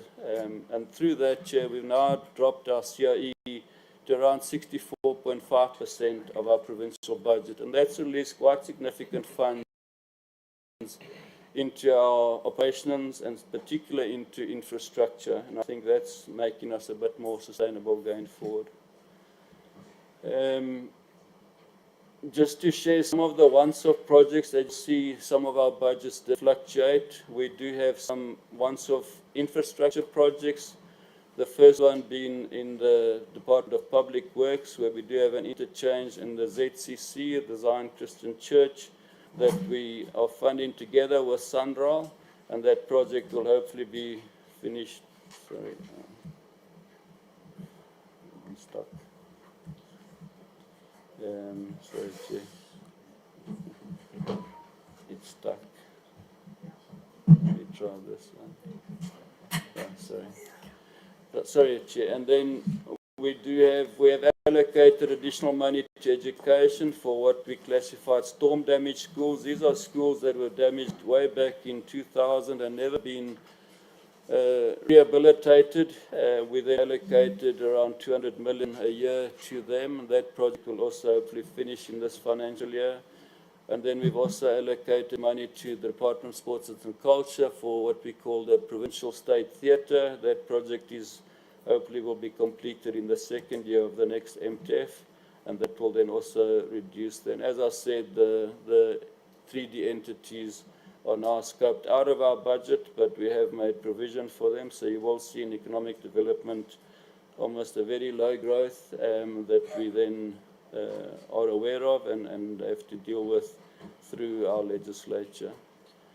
CRE, I think as you'll see, we're growing just around on inflationary figures there over the MTF. And as I said, we certainly reduced it from around 72% to 64%. But you will see in our legislature a very small growth of 0.2%, Chair, and that was now with the new members that have come in that we will need to look at. We are busy with our adjustment budgets and will be giving additional funding to our legislature, not only on salaries but also on tools of trade for the new members that have come into the legislature. I think it's around 15 of them for our province. But the rest of us are just on inflationary growth. But the risk, Chair, and I think we've all touched on that, is if the wage agreement is concluded above the current CPI that has been given to us in our budget framework. And that will certainly put pressure, but I think, as was said, National Treasury has committed that should that happen, that they will then look at how that funding is made available to all our provinces going forward. On goods and services, around inflationary growth or just above, but you'll see again in some departments, particularly in Premier and Treasury, there are negative growths where we needed to cut back on some of our pressure points, but we do then see in public works quite a significant growth, and that's really where we're moving. We had or we do have a road agency, Limpopo, which was an entity in public works. And their funds were formerly or previously transfer payments. They would then transfer it to the entity. Going forward, the new MEC has requested that road maintenance work be done within public works, and it's now then become goods and services. So you'll see a massive increase of around 21% in the public works. And then in legislature, also 18.3%, and that's starting to deal with the tools of trade for our new members within the legislature. Then just pretty much the reverse of what I've just said. You will see some reductions on the transfer payments, particularly in public works, because it's gone to goods and services. Economic development's reduced because of the cut in our 3D entities. And then in Treasury, it's more around the bursaries that we award within the department.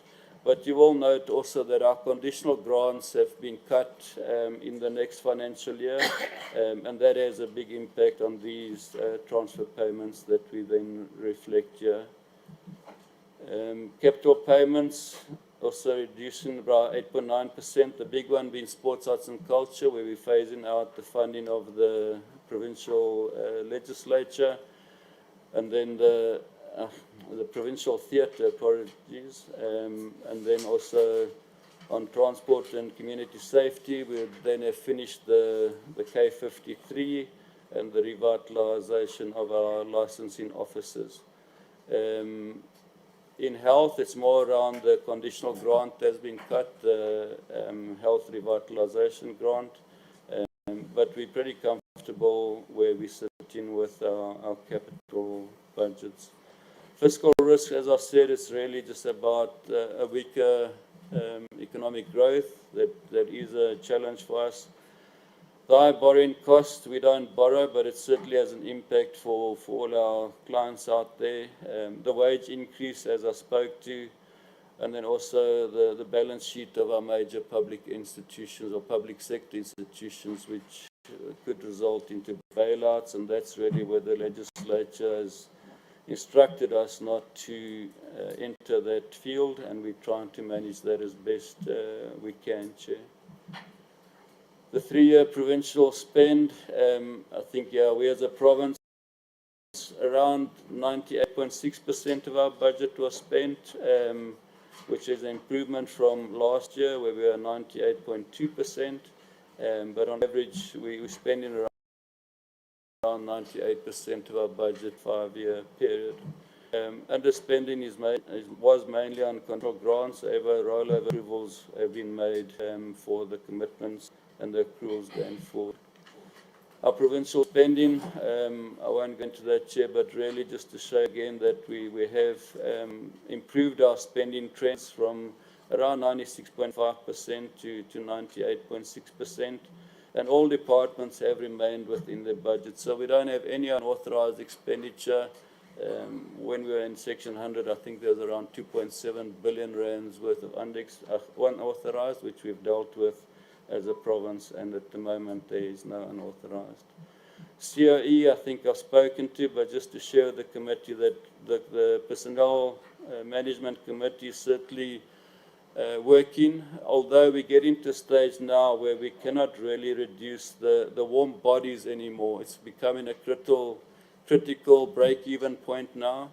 So we have reduced our spend from 72 to 64.5, but the challenge now is going to be to try and maintain that. And as we said, if our COE growth in terms of the cost drive is higher than inflation, we will certainly see a regression in this area. And if there's budget cuts, the budget cuts as we sit now need to come out of the denominator in this equation. So it will be out of goods and services, infrastructure, transfer payments. So automatically your COE is again going to become a bigger percentage without any fault of our own, but if there are budget cuts, that percentage might well grow, and we'll need to work on that going forward. But we have looked at various cost containment measures, but some of the cost drivers are beyond our control. On conditional grants, I think we've also improved our spending quite significantly, and this gets reported on through to our Executive Council on a monthly basis. And we also have a separate committee that meets to look at what are the bottlenecks challenges in conditional grants. And one of the challenges that we do face is the approval of our business plans at a national level very late, and also some supply chain contracts on which we have to rely on through the national departments. As at August, we're reflecting around 543 projected overspending, mainly in the Department of Health. And as I said, and I think KZN touched on that, we had to prioritize our COE, but there are some pressure points in health, goods and services around medicines, medical blood supplies, and also some of the fleet management costs and some security costs. We've just met with them. That will probably reduce to around 200 million now.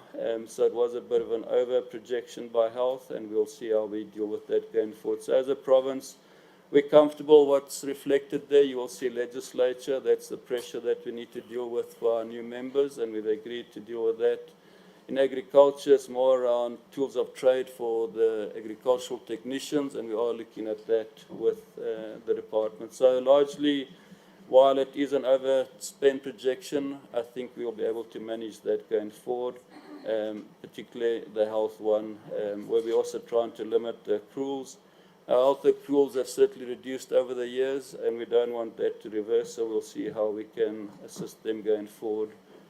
This is just the equal share component, but you'll see the full projected overspend is on equal share. When we get to our grants, everyone is projecting to break even on their grants. So our grant spending at the end of August was around 37.7%. Straight line should have been around 42%. So we are a bit below the straight line projection. But certainly Coxter, which was a department that continuously underspent, is now way ahead of the curve. And it's an area that we are watching closely with them to prevent any unauthorized expenditure in that area. Our infrastructure management, Chair, this is also an area that we struggled with previously. We have seen a significant improvement. In the last financial year, we actually spent just on 98% of our budget. You'll see previously it was around 93%. So we have worked on this to improve our infrastructure spending, and we certainly hope that the improved planning cycle is really helping us do this and having our projects shovel ready once we get into a financial year. As we speak for the period up to end of August, we do see a slight regression from where we were last year this time, around 43%, now only at 37%. And that was a concern for us, and we are working with our departments, our infrastructure departments on that. The big one being in education, which dropped from 47 to 27%. And we need to make sure that those, as I said, those storm damaged schools and the other projects in education do get off the ground. Our public entities, Chair, for the 3 financial years, we have seen a slight improvement in their spending. In fact, a massive improvement from around 57% to 87%, now to 92%. But the challenge here and the misnomer here, Chair, is that if our 3D entities don't collect the revenue, they can't spend. So the budget that they put there is, can I call it, an unfunded budget. So your spending will be constrained accordingly, and you'll see LEADER only spending around 84.8% of their budget. So the revenue that they don't collect inhibits them to be able to spend the budget that they've put to the legislature, and that's something that we're also looking with them now to really have a more realistic revenue stream, other than trying to paint a picture or a positive picture in the leader. Our gambling board doing very well, Chair, as I say, self-sustainable, collecting more revenue than the reasonable budget that we've also looked at and interrogated. Tourism agency, very small revenue base, but also doing well. Gateway Airport is the other entity that's a 3D entity, and their revenue streams are again not materializing and inhibits them also to then spend their money. and we're looking at that with them now to put more realistic revenue targets. Road agency spent well around 97.3%. This is the entity that does our roads in the province, and as I say, the strategy is now changed to only allow them to do upgrades and rehabilitation, while maintenance will remain in the Department of Public Works. So when you look at the COE, they've slightly overspent, 101%, and as I think we all say, that COE is something that will always get paid. But then they got to hold back in other areas, and again, goods and services and are well below 73%. But the payments for capital assets, which is largely driven by road agency, around 96%. So we've seen an improvement, but as I say, we've got that misnomer around the revenue collection. And pretty much the same story goes up to August. You'll see leaders only spent 24.9% of their budget because their revenue collection is not on track. They've under-collected, I think, around 78 million at this stage. And that certainly has to cut back on the operations. But the other entities, we are comfortable with where they are for now, and we will then manage that together. So we have 5 entities in our province. The 3 Ds are LEADER, Limpopo Economic Development Agency, Gateway Airports Authority, and then we've got Tourism Agency, Gambling Board, and Road Agency Limpopo, which deals with our roads. And I'll talk to the audit outcomes now. Chair, we are picking up challenges around boards and the effectiveness of our boards in our entities. And through the 7th administration now, we have developed a recruitment policy which will really try and streamline the appointment of boards. It won't just be an MEC calling a particular person to be a board member. There's a process that must be followed. This policy was approved by the former Executive Council and adopted by the 7th administration. And also in terms of remuneration, Chair, we find that our boards are also paying themselves what they think they were worth.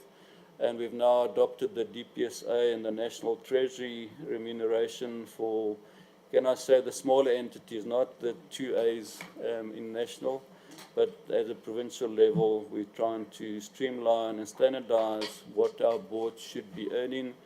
And National Treasury's got a rating scale on how they rate the complexity of the boards, and we remunerate them according to the complexity that's there. And I think that will certainly help us going forward in terms of having quality boards within our entities and making sure, particularly around LEADER, which is a very complex, it's got quite a few subsidiaries in mining, transport, finance, Rasima, so we got to have a strong board in place there. Yeah, a lot of our boards' contracts are actually ending soon, Chair, so we will be appointing new boards. Leader boards, I think, is the end of this month, and then some of the other boards are also coming up soon. Some have been extended, and those we'll have to ride them out, but hopefully once their terms end, will then fall into line with the new policy. Chair, we've got to share with you that we have picked up issues in RAL, our road agency Limpopo, but fortunately the new MEC has acted on that, where they've overcommitted our provincial fiscus by about 1.3 billion rand. We are looking at delaying some of those projects into next year. And through the MEC, we've used Section 49.3 of the PFMA to appoint an accounting authority to then be a standing board, as the board then formally resigned and issued a letter accordingly to the MEC. Treasury then agreed with this appointment, and we've now have, I want to call him administrator, but he's the accounting authority in the board, and we're working closely with him and the shareholder to ensure we stabilize RAL going forward. Yeah, so as I say, we have looked at looking at advising our boards. We're also part of the audit and risk committees, more as observers, just to see what's happening. We have looked at the action plans, particularly around the audit and also around the PFMA issues, and as I say, the scope of resolution that has taken place. Just in terms of our audit outcomes, as a province, we do have 4 clean audits in our departments. We did have 1 regression in our social development, which moved from unqualified to qualified, and also our economic development, environment, tourism department lost their clean audit and went to unqualified. Chair, these were small issues that we need to deal with. They're compliance issues. The social development was national transferred properties to the province, and they were not recorded properly in the asset register in the province, as national did not give us the values, and AG was not happy with that situation, and we've now engaged the national department to give us the values for us to be able to capture that. So social was unfortunate. Public works is a challenge, Chair. It's qualified now for the 2nd year in concession, and it comes back to the rental properties, which they can't give assurance around the completeness, and we have appointed a forensic team to help us clean that up as part of our process. Education is our one big challenge. Certainly improved in terms of the number of findings. There's now 1 finding around having schools recorded as work in progress when they were completed. So AG qualified them on that.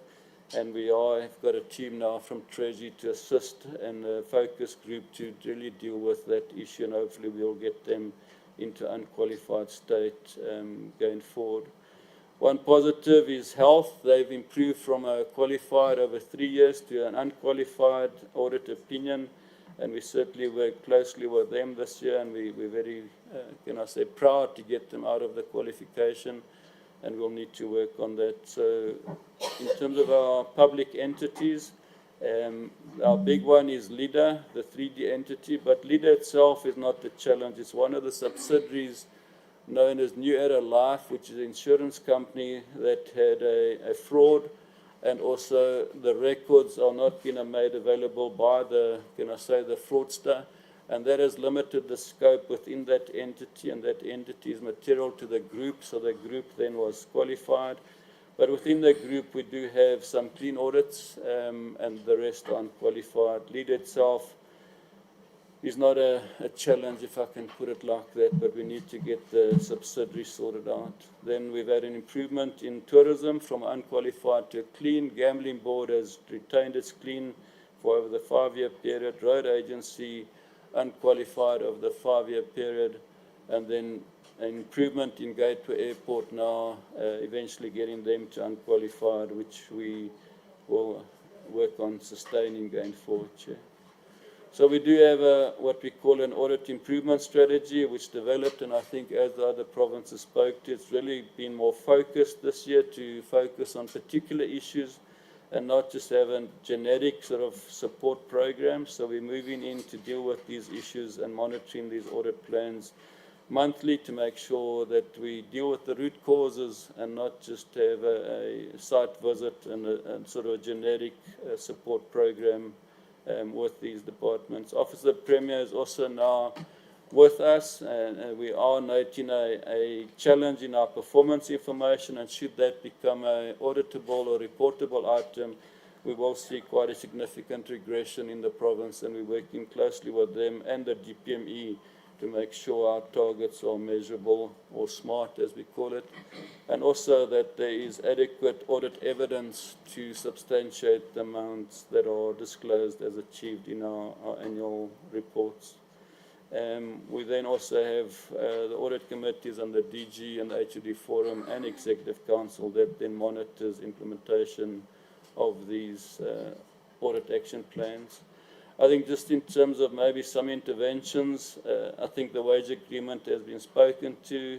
Should that be a pressure? But I think yesterday after we'd submitted this, it looks like that may be mitigated by National. The government debt service costs is also a challenge in that National would probably have to borrow to support the wage increase, and that will increase the debt service costs at the national level, and maybe that budget costs will be passed back on to us. But for now, we being comfortable that that won't happen. This Messina Mercado, the land development agreement by the Minister, that will certainly help us just to get that project off the ground. and we do have investors lined up. And then also the top structure, the funding of that is also dependent on the land issues. And then the Fetogomo to Bats Industrial Park, we have submitted a application for designation. It's with the minister now, and we will wait that outcome. But we believe that it's a feasible project to be looked at. And then, also looking at the budget for infrastructure processes. And I think that process is also strengthened now, Chair, in trying to participate in that funding that's there. And we'll see how we can do that going forward. Let me pause there. Thanks, Chair. Can we give them a round of applause, please? Thanks, HOD. I must also indicate, honourable members and colleagues, that we joined by one of our select committee member, Honourable Bretz,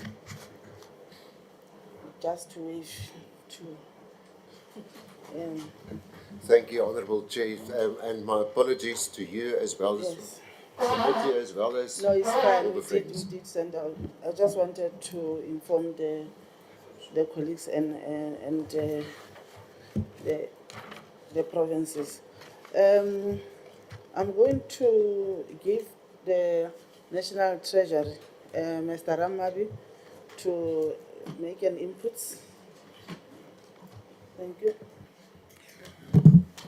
Thanks, Honourable Chair, Honourable members, MSCs and the colleagues. Yeah, just from my side, it's probably three things that I'll talk to that provinces have presented is the issue of the budget pressures, the issue of compensation of employees, and then maybe to touch on some of the few issues that they've presented, which will, the main issues in particular. So starting with the issue of the budget pressures, so I think there's no contest that the fiscal consolidation measures have really created pressures in provinces. And then I think we did present, even from our side, at both technical and political forums, the pressures that exist as a result of the fiscal consolidation. And then I think MECs have already indicated and confirmed the resolution from the Budget Council of yesterday that there is that, at least to a certain extent, commitment from the national side to try and fund some of these pressures. The pressures are very big, and obviously not all of them will be funded, especially coming from the two sectors, education and health. But also, while we acknowledge that those pressures exist, inefficiencies also exist. And there are many as well, those inefficiencies, I must say, whether it's about making appointments without budgets, as KZN, for instance, have indicated. There are a couple of expenditure reviews that were done at a national level that we expect provinces to implement, which we don't think there's a commitment to implement. Some of the things that we can mention, probably corruption related, if you see the SIU investigation on medical legal claims as an example. And then of course, some of the procurement irregularities, as the AG's report will also indicate some of these things. So we are actually saying that although the pressures exist, there must be that commitment to address some of the inefficiencies that are there. And then we then get a sense that that provinces have actually plans to try and address some of these things, because the worrisome thing is that even some of the things that the Auditor General raises is repeat findings on many of these things, which is a worrisome thing. So that's about the pressures and the inefficiencies there. And then the issue of compensation of employees. So obviously, in terms of the amount that provinces spend on this item is big, because I think currently we have got a budget of 760 billion.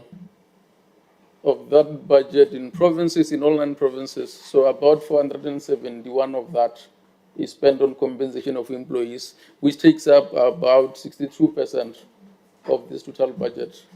And a big chunk of that budget, about 87% of that, is sitting in 2 sectors, which is education and health, because a big chunk of it funds the appointment of educators, doctors, nurses, and so forth. So that is where it's sitting. So now when it comes to the wage agreement of 2023, and then how National Treasury has actually funded that. So from our side, because during the medium-term budget policy statement in that year, so the minister did announce the fiscal consolidation measures and the cuts.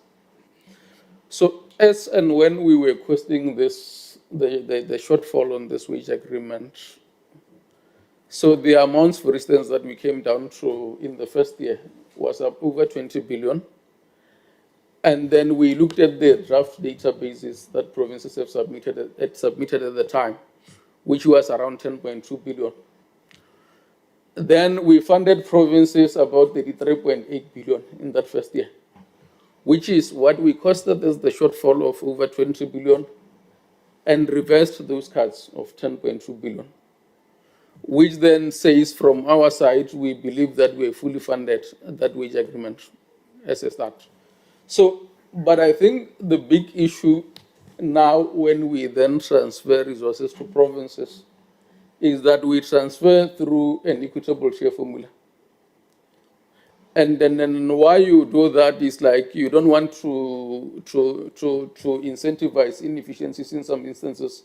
Like for instance, if you take the case of KZN where they absorbed COVID-19 stuff without the budget, if you try to fund that, you are actually supporting that inefficiency, and then which is not something that we do. So hence at both technical and budget council level, so there's an agreement that when we allocate the resources to provinces, COE and other resources, so we use the equitable share formula, and which we have done so.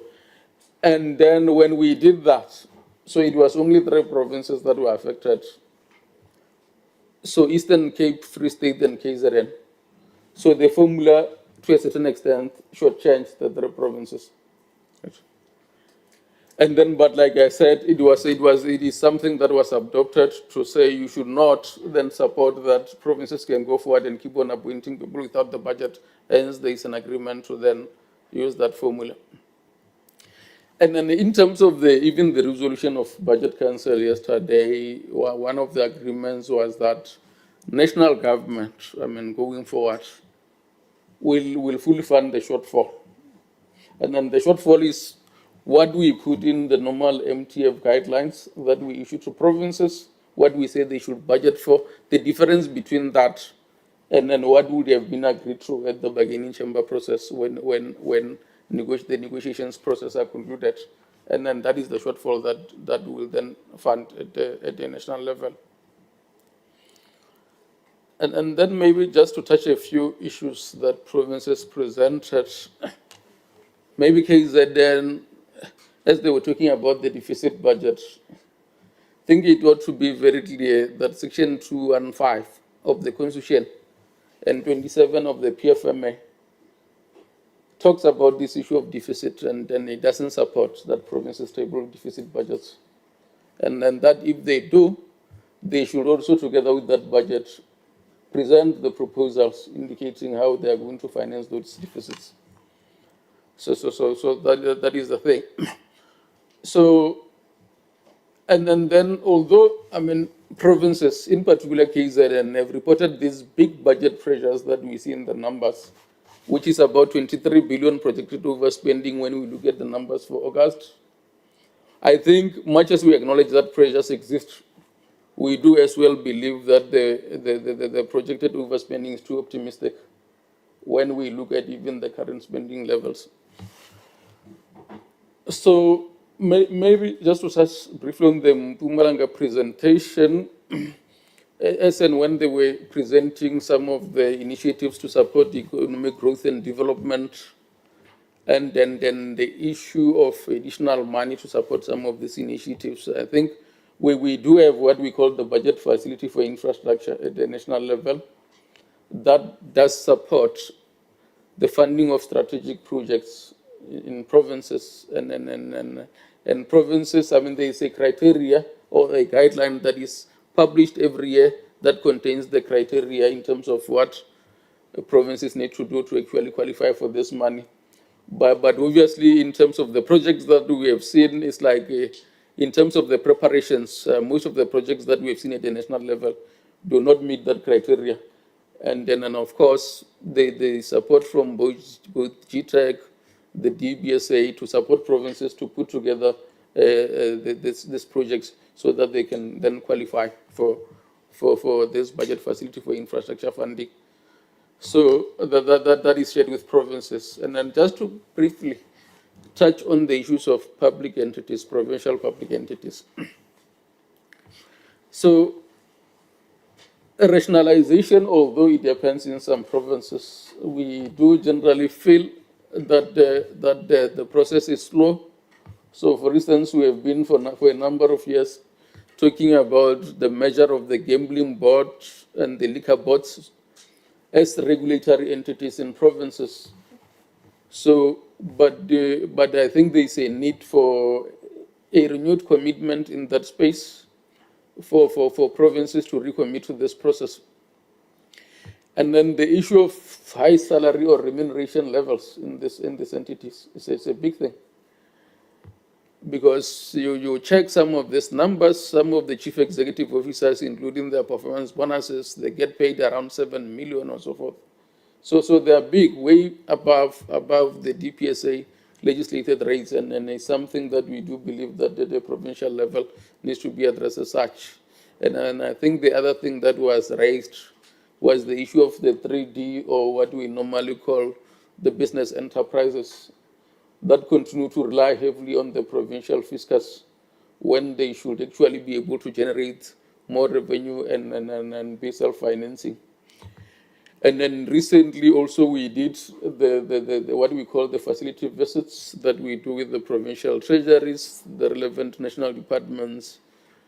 We visited reserves and resorts in provinces. And then the general thing, based on the early reactions that we get, and from what we have seen, is that these resorts and reserves are not well looked after. There's not much maintenance that is happening. They do have the potential to generate revenue, but it does not happen because they are not maintained. Some of them don't have bulk infrastructure. So even investors that want to come and invest through a public-private partnership kind of arrangement, so they can't come and invest if these buildings are not maintained. And then the people who should even visit these facilities so that provinces can generate revenue, they don't come, or the numbers are going down because of the conditions. And then I think the provinces should be able to invest in some of these things. Maybe coming towards closure, on the issue of high-speed rail in Limpopo, Johannesburg to Messina, I mean, that is a massive project. It's big. We are talking about, what, 500 and odd kilometers. So probably what we need to see at a national level is a feasibility study for this thing, indicating the demand numbers, how many people from this side or from Limpopo side coming here, and then so forth. And then the revenue that this thing is going to generate, and the cost-benefit analysis associated with this, and then the options that you then consider to then address this need. So it's going to be very important. And then whether, I mean, judging from how much we have spent on the Gautrain, and even now, Gautrain with all the people in this province, so the project still cannot sustain itself. It still depends on the fiscus. I mean, the ridership guarantee that the province has been paying for years is in the region of around 2 billion rands. And then that is a big thing. So now then I wonder, this one that is going to go from Gauteng to Limpopo, from Limpopo to Gauteng, and then whether we have got those numbers during peak and off-peak hours. So that we'll still have to see. And then I know Mpumalanga as well at some point had a similar kind of project, the Mpumalanga rail corridor. It has never seen the light of day up to now, but we'll have to see the feasibility study. At least in the case of Mpumalanga, we have seen the feasibility study, and a lot of questions were raised around that matter. And then on the debt issue, that especially when it comes to provincial list buildings, the buildings that are leased by public works, I mean, to a large extent, they do struggle. I mean, yes, provinces appoint debt collectors and so forth to try and collect this money, but the reality of the matter is that people don't pay because, again, these buildings are not well looked after. Because if you pay rent on the building that is not even maintained, then people revolt. And then this is the area that I think government must invest in this space. And then lastly, Chair, on this issue of conditional grants and the spending on conditional grants, of course, some of them, based on what was presented, we see the numbers are slow. After 5 months, we expect that spending, if we use a straight line projection, to be at around 41.7% as an example after 5 months. If we say 8.33 every month, we take 100 divided by 12 months. So they should be at around 41.7. And if you then say, especially the infrastructure one, consider that around December companies close and so forth, not much work happens, then you immediately question with the low spending that we see, the projected break-even that we see. And then we do know that with the human settlements one, the human settlements development grant in particular, that there's a lot of fiscal dumping that happens in that space.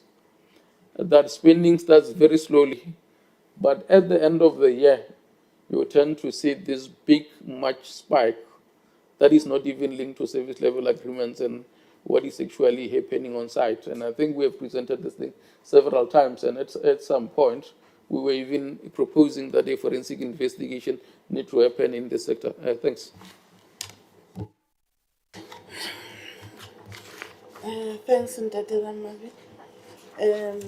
Colleagues, it's time for honorable members to ask questions to the MECs and the HODs presented here. So can I see the hands, please?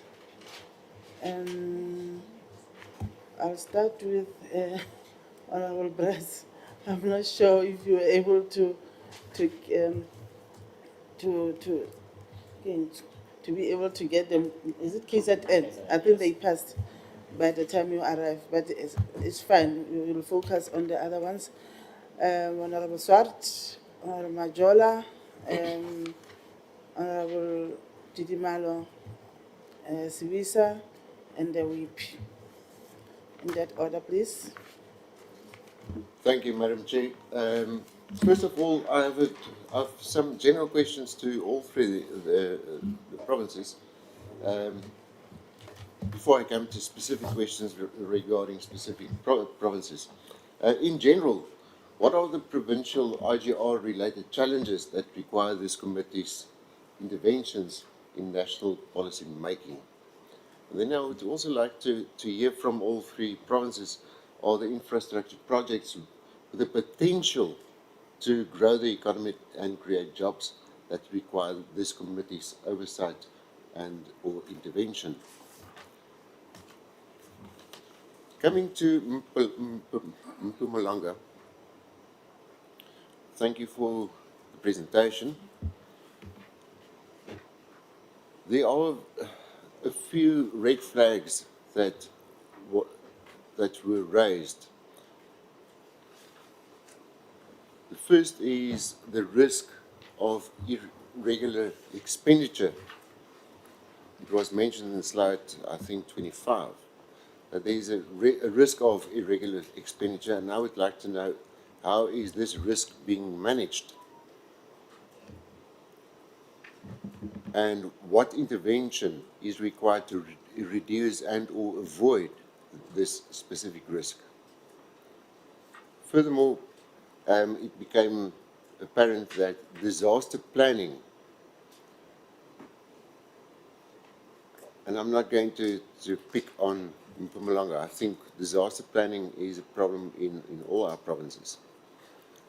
Disaster planning and disaster budget is an area of concern.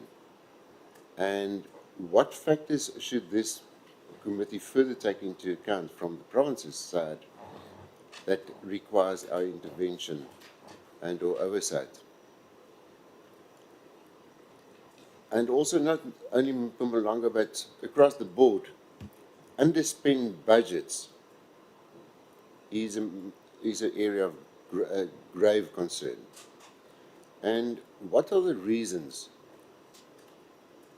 in respect of the individual provinces for this underspending? And what interventions, if any, are needed from this committee to assist the provinces? Due to time constraints, I'm going to skip a few that I wrote down. In respect of Limpopo, one issue that was raised in slide 40 that concerns me is the Zebedelia citrus estate as well as the tea project. In the one instance, 103 million rand is required to revitalize or revive this project, and on the other hand, the other project, that's T1, 500 million is required, and that raises red flags all over and raises the alarms. Is the province considering spending this money on those two projects? Then a last issue that I want to raise, keeping time in mind, is medical legal claims. And I've picked up a trend over the past few months in this committee that lawyers and the legal fraternities often use as a scapegoat for medical legal claims. But I think, being a practicing attorney myself, that's not the problem. The problem is not the successful defense against claims, but rather the reasons that caused the claims in the first instance. And in many instances, that's unprofessional conduct and negligence. And what is being done on a provincial level to address professionalism and the correct treatment of patients? Thank you, Madam Chair.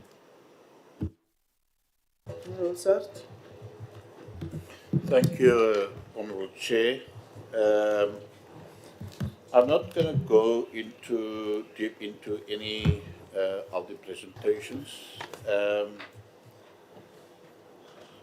I'll just, there's a couple of things that Honourable Brits has mentioned, but as I always say, I really want to see and experience something new.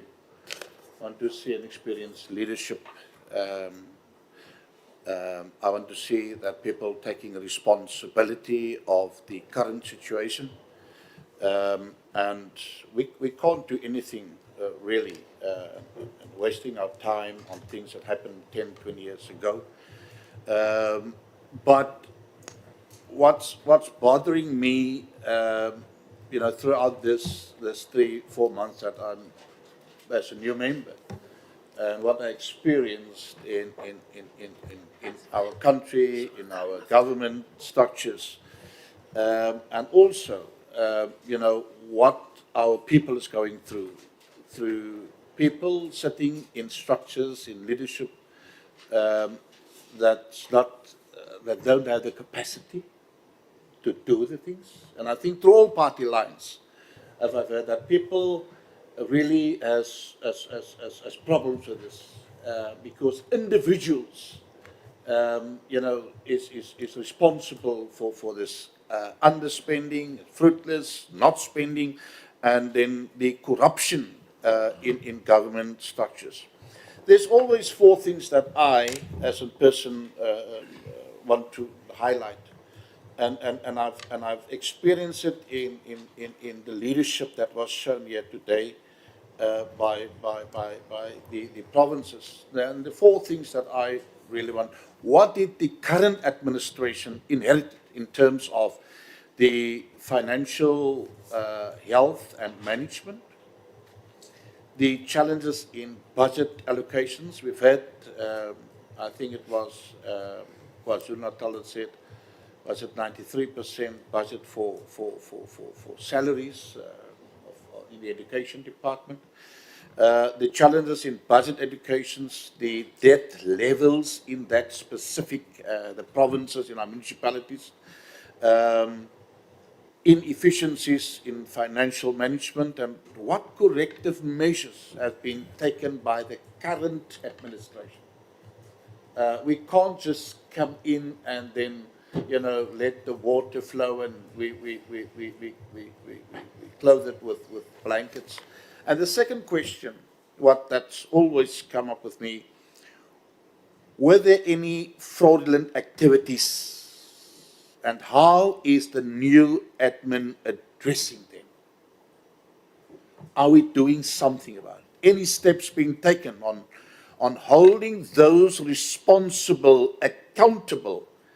And what additional measures have been implemented now to prevent such incidents in future?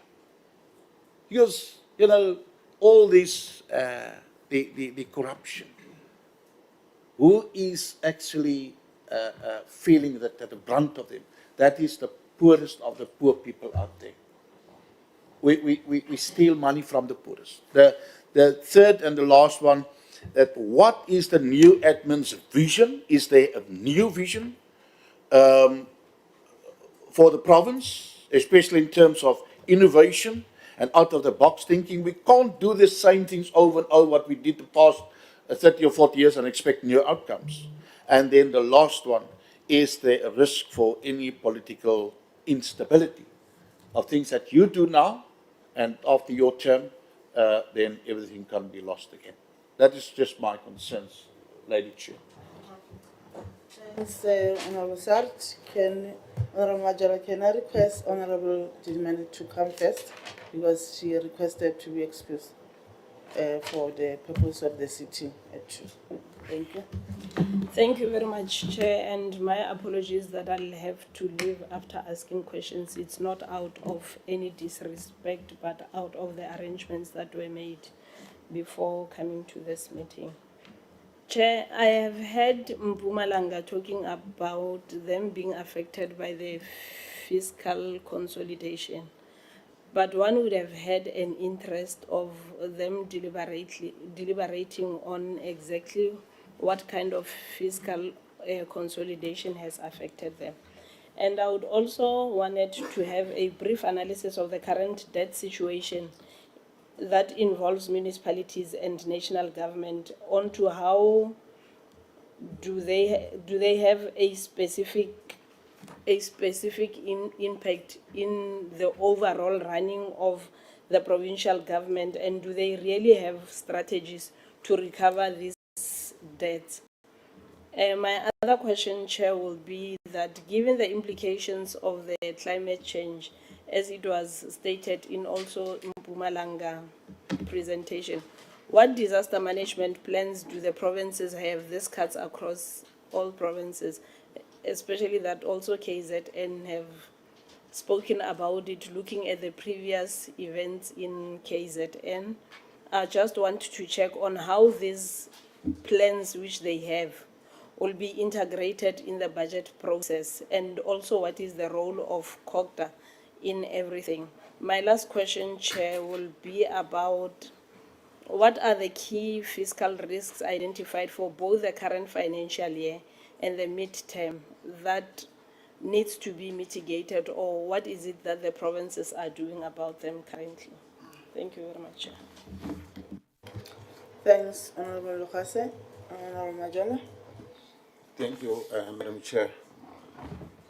Madam Chair, firstly, let me share the same sentiments to the previous speakers regarding the 3 detailed reports we received, and also an overview by the National Treasury in terms of the 3 reports.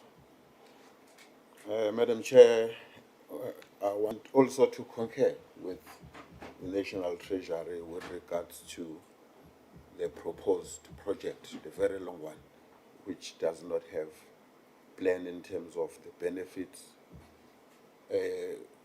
We do have as such. We have IRTP, with the Integrated Transport Plan in KZN. The MSC will concur with me. The one which connects Aidendale and Northdale. The first funding, Madam Chair, was transferred to the municipality in 2008-2009 financial year. It's still sitting at 5% completion. Then if there is no thorough study as to whether that project can even reclaim the money that was spent to it, but is it developmental? Because our focus as a government is not only to focus where it reclaims back what we invested there, but what does it say in terms of developmental element of it. Madam Chair, saying that there are 3 reports, when I assessed it, I assessed it as the reports that are telling us whether are we going to achieve what is contained on the IDP in terms of targets. Madam Chair, I haven't had a single one province indicating that they've managed to reach. They were hardly battling to reach lousy 2% in terms of the economic growth against the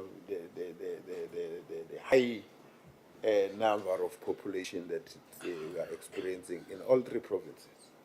Then the 2, the snail growing of the economy against the train or aeroplane growing of the population, Madam Chair, tells us that with regards to the 3 key targets of the IDP, the unemployment, the poverty, the inequality, is a declaration that in these 6 years remaining, are we going to achieve that? Well, Madam Chair, I went further to look at the provincial fiscal framework. I've zoomed in, not necessarily because I've got an interest on KZN, but that's the only document I received first. There is a table. There is a table there, Madam Chair, which indicates the sources of the revenue. The one that I'm looking at, it says transfer from national, 146. I don't know whether it's billion or it's whatever. Equitable share from province, it's 121. Conditional grant, it's 25. But when you look at the provincial own revenue, it's 4. Well, I wanted to put these in percentage in terms of 146, 121, 25, the grants. These are all grants related.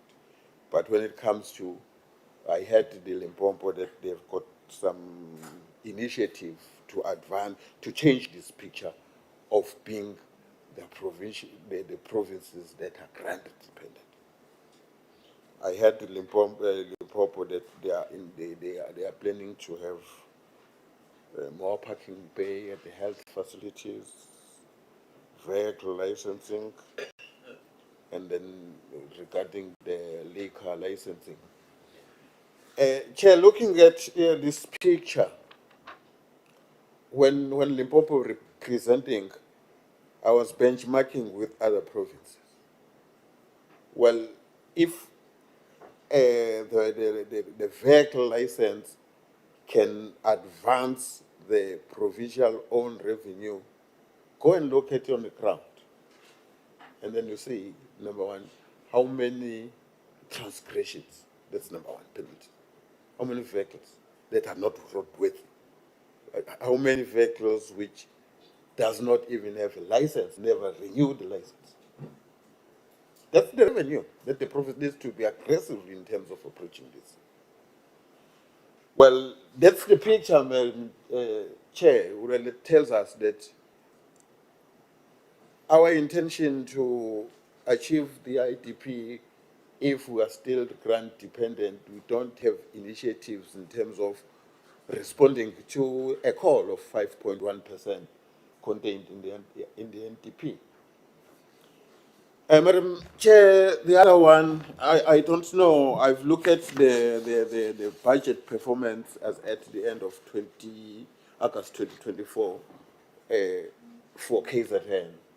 Well, I'm not sure whether is the similar picture in, but I've got a question with regards to the content of it. Maybe let me put it in a question form. There is actual against projected. That is where the National Treasury said there is a billion difference. But I don't understand why it's got the actual has got different time period. It's between April and August. The projection is between September and March, because I don't know if there is a reason for that, because I want to compare a particular period to say between April and August, we projected 229, and then on that particular period, well, if there is a reason why we said the projection was for September, but I can't compare, because just that question, why we put different dates there. While I'm still on that performance of the budget, there is a liquor license there, where under projected is 33 million, but on the actuals at that time between April and August, it's nothing. I want to check whether that service has been taken away from the province, well, because there is no actual against what is being projected there. Again, Madam Chair, it's disappointing really when I look at the economic trends. Speaking as an economist, well, I also regard South Africa as amongst even more than the G8 countries in terms of resources, very rich.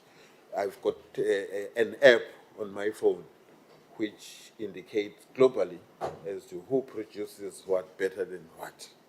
I've looked at South Africa. I look at South Africa as to what as a natural resource produces. Oranges, sugarcane in KZN, timber, grapes here. Each and every province is rich. But you look at this economic trend, Madam Chair, you can clearly see that, yes, in KZN, there is a slightly growing in terms of the agriculture performance. But you go down to the secondary sector, the manufacturing, it's declining every year. It was 16 in 1996, 16 2006, sitting at 13, the manufacturing. How are we going to advance our economy if we're still talking about building malls, if we can't convert our own richness, our own resources into a consumable thing? Instead, Madam Chair, we take it to elsewhere for our own wealth, to create jobs there, because in terms of the chain of pricing, the entire process in terms of becoming a consumable product, the end user take care of all that.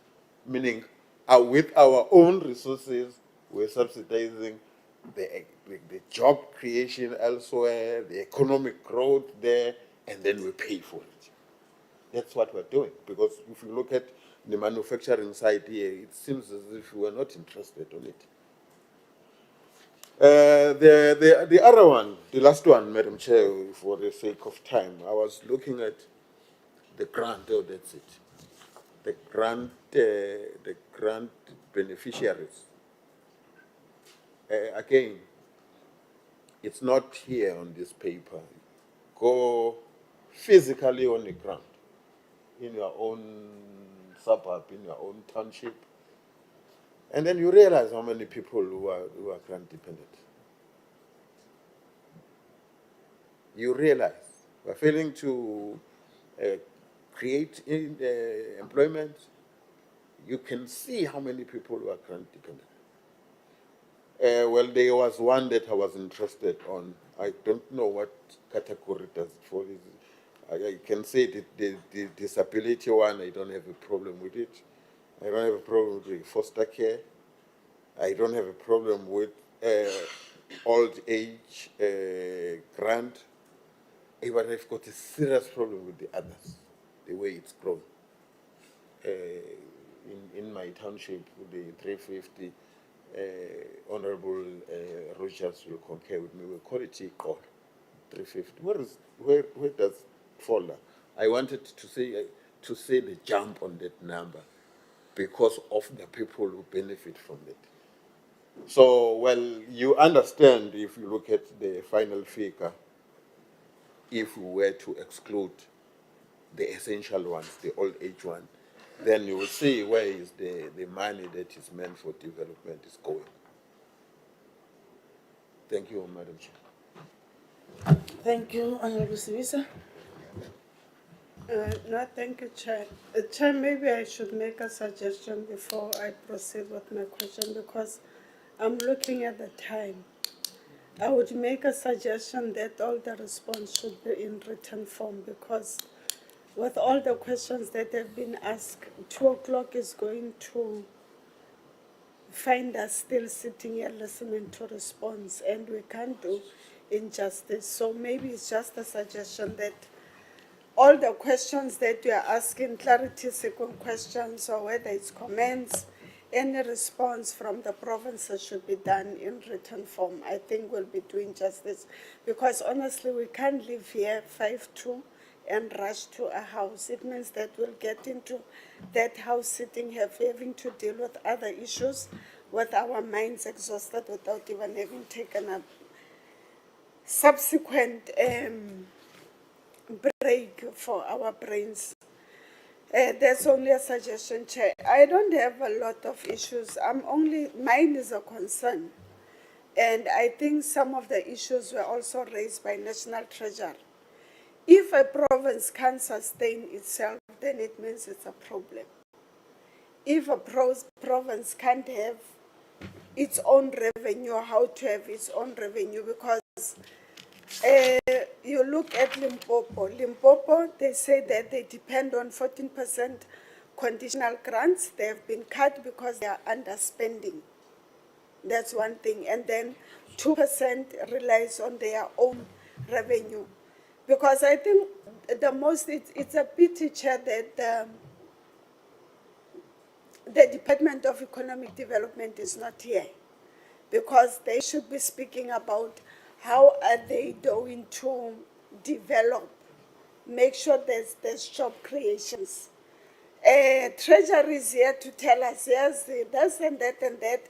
This is where we are struggling to get money. But for any province or any department to actually have money, we need to speak about job creations. And I think we need that the economic development department or committee, or I don't know if it's a department or it's a subcommittee, whatever, but they should have been here to say, this is how we are going to assist provinces to get more revenue. And the revenue can only be made through economic development. So if we cannot develop economically, it means that there's not going to be economical growth. It means that we are not going to have more people that are going to actually contribute towards taxes, but we are going to have more people dependent on government to actually take them out of poverty, which means that there needs to be social grants. The 350s that has been spoken about, there's still the relief money from COVID that some businesses are waiting on. The country doesn't have money.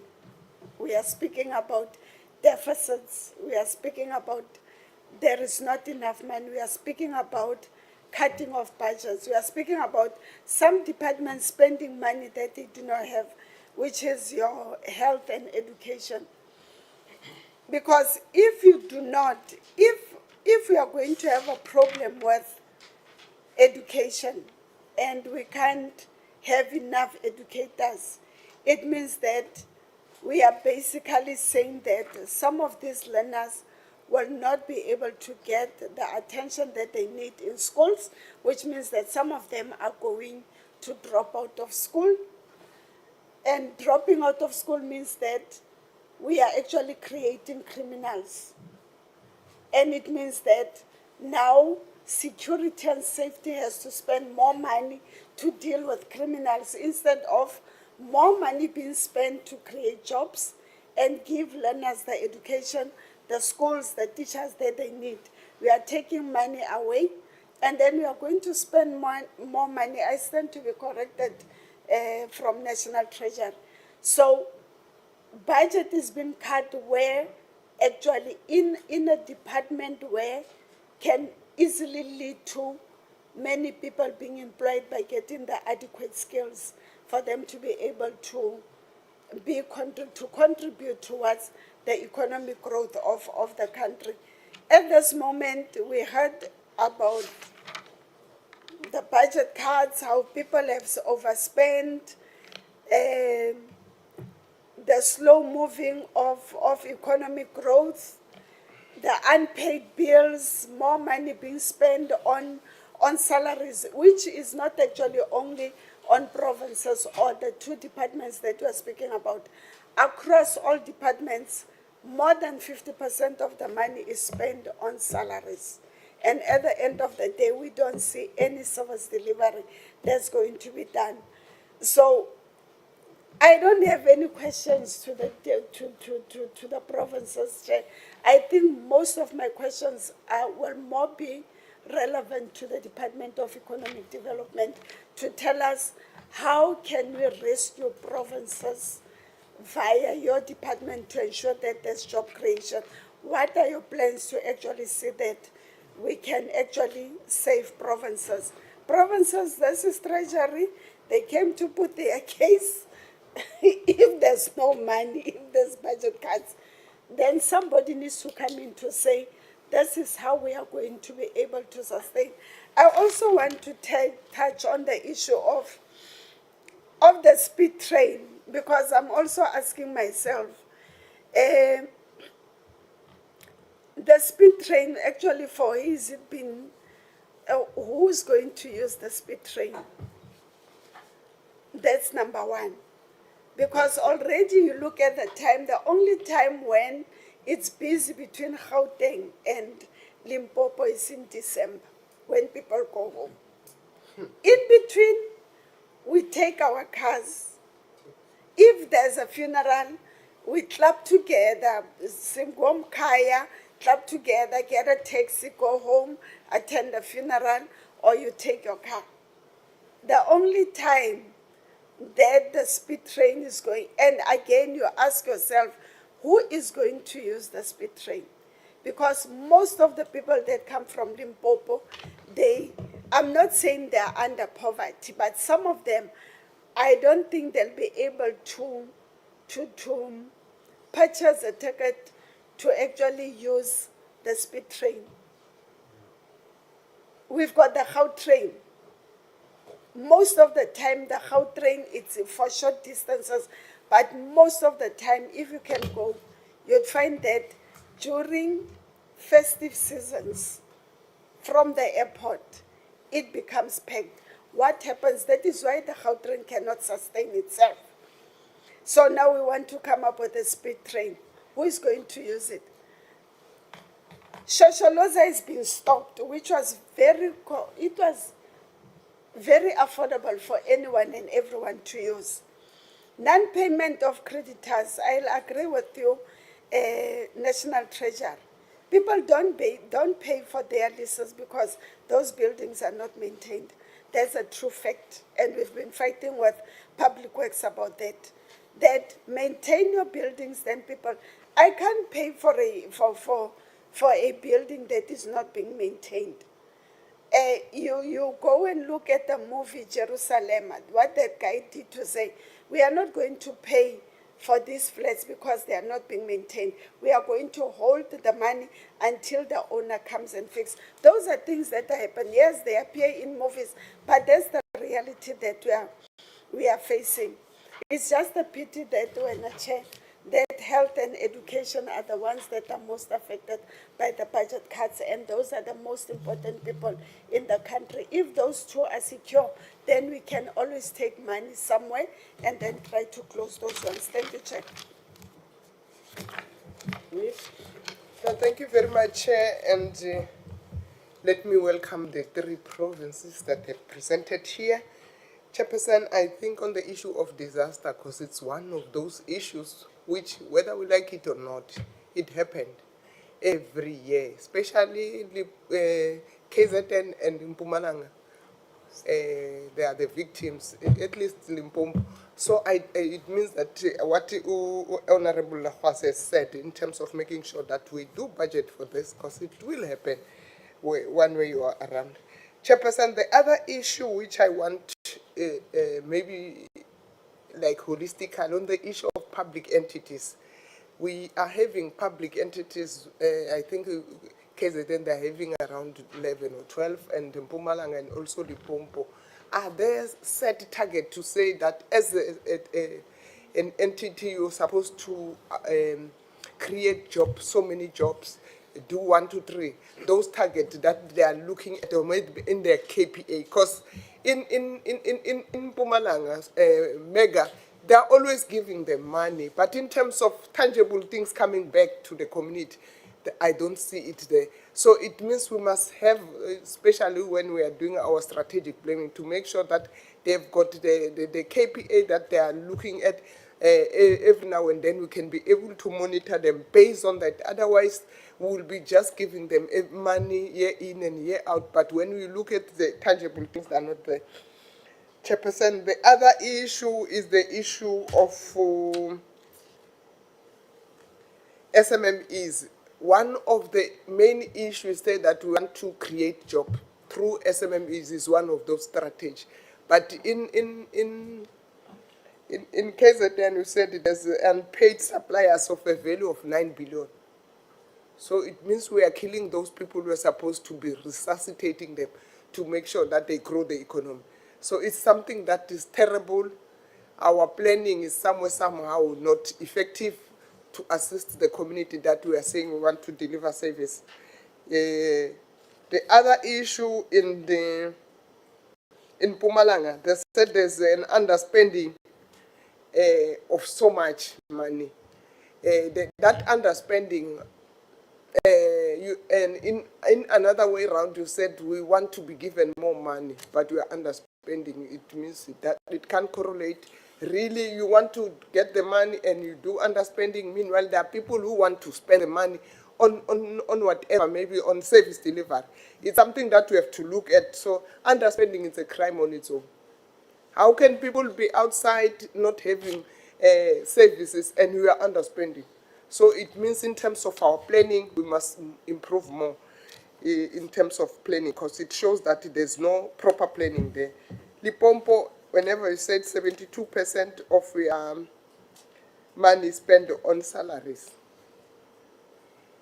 On salaries, it means that you are just appointing people. I don't think you look even at the organogram, because if ever you look at the organogram, it won't exceed that much. But with 72%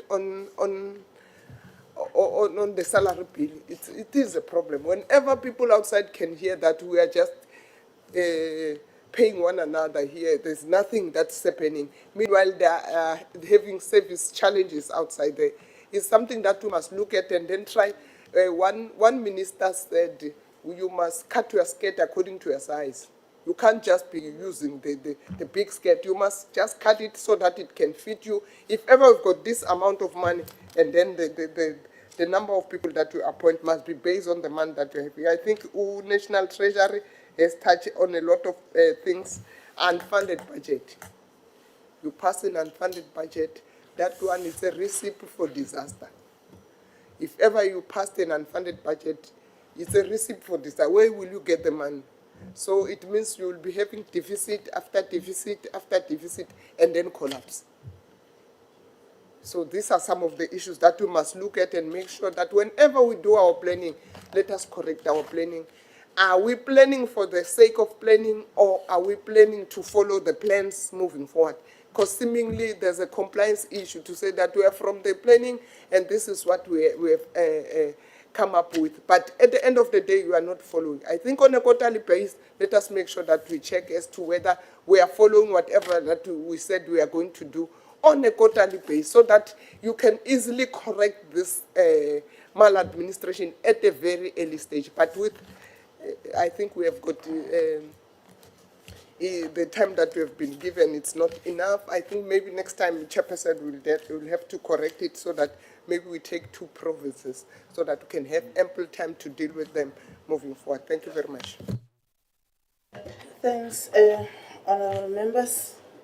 I think the proposal from honourable members, it has got weight, and we have to make sure that we give enough time in terms of deliberation. So in the next meeting, we must at least take 2. Yes, let's have 2 provinces so that you can have enough time, especially if there's a sitting after the our engagement with provinces. So if there's no sitting, then we can have 3 or 4. So let's take it that way. And thanks very much, colleagues, for the comprehensive presentation received from provinces, and also the robust discussions. Yes. So I think the area of responding from provinces, we're going to request you to respond in writing on Thursday, the latest. Yes. When is today? Tuesday. Yes, Thursday. MECs, can I get an indication? Mpumalanga, where's Mpumalanga? Honorable Chair, let me apologize for MEC. Unfortunately, we had to take a flight at 2, so he had to leave. So Thursday will cover you also? Yeah. Okay. I hope you have already noted the questions from honorable members. Yes.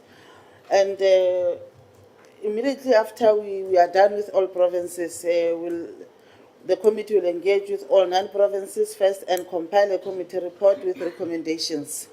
The report will be debated in the House of the NCOP, and the recommendation will be sent back to the provinces for implementations, and the committee will make follow-ups on this area of engagement.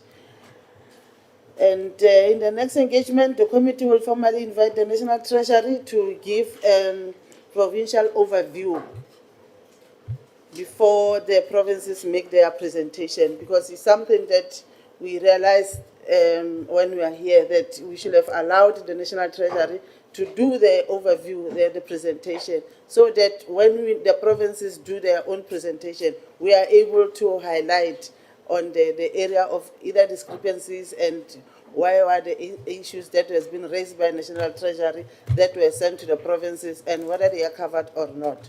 So with that note, honorable members and colleagues and provinces, the meeting adjourned. We are going for a sitting at 2.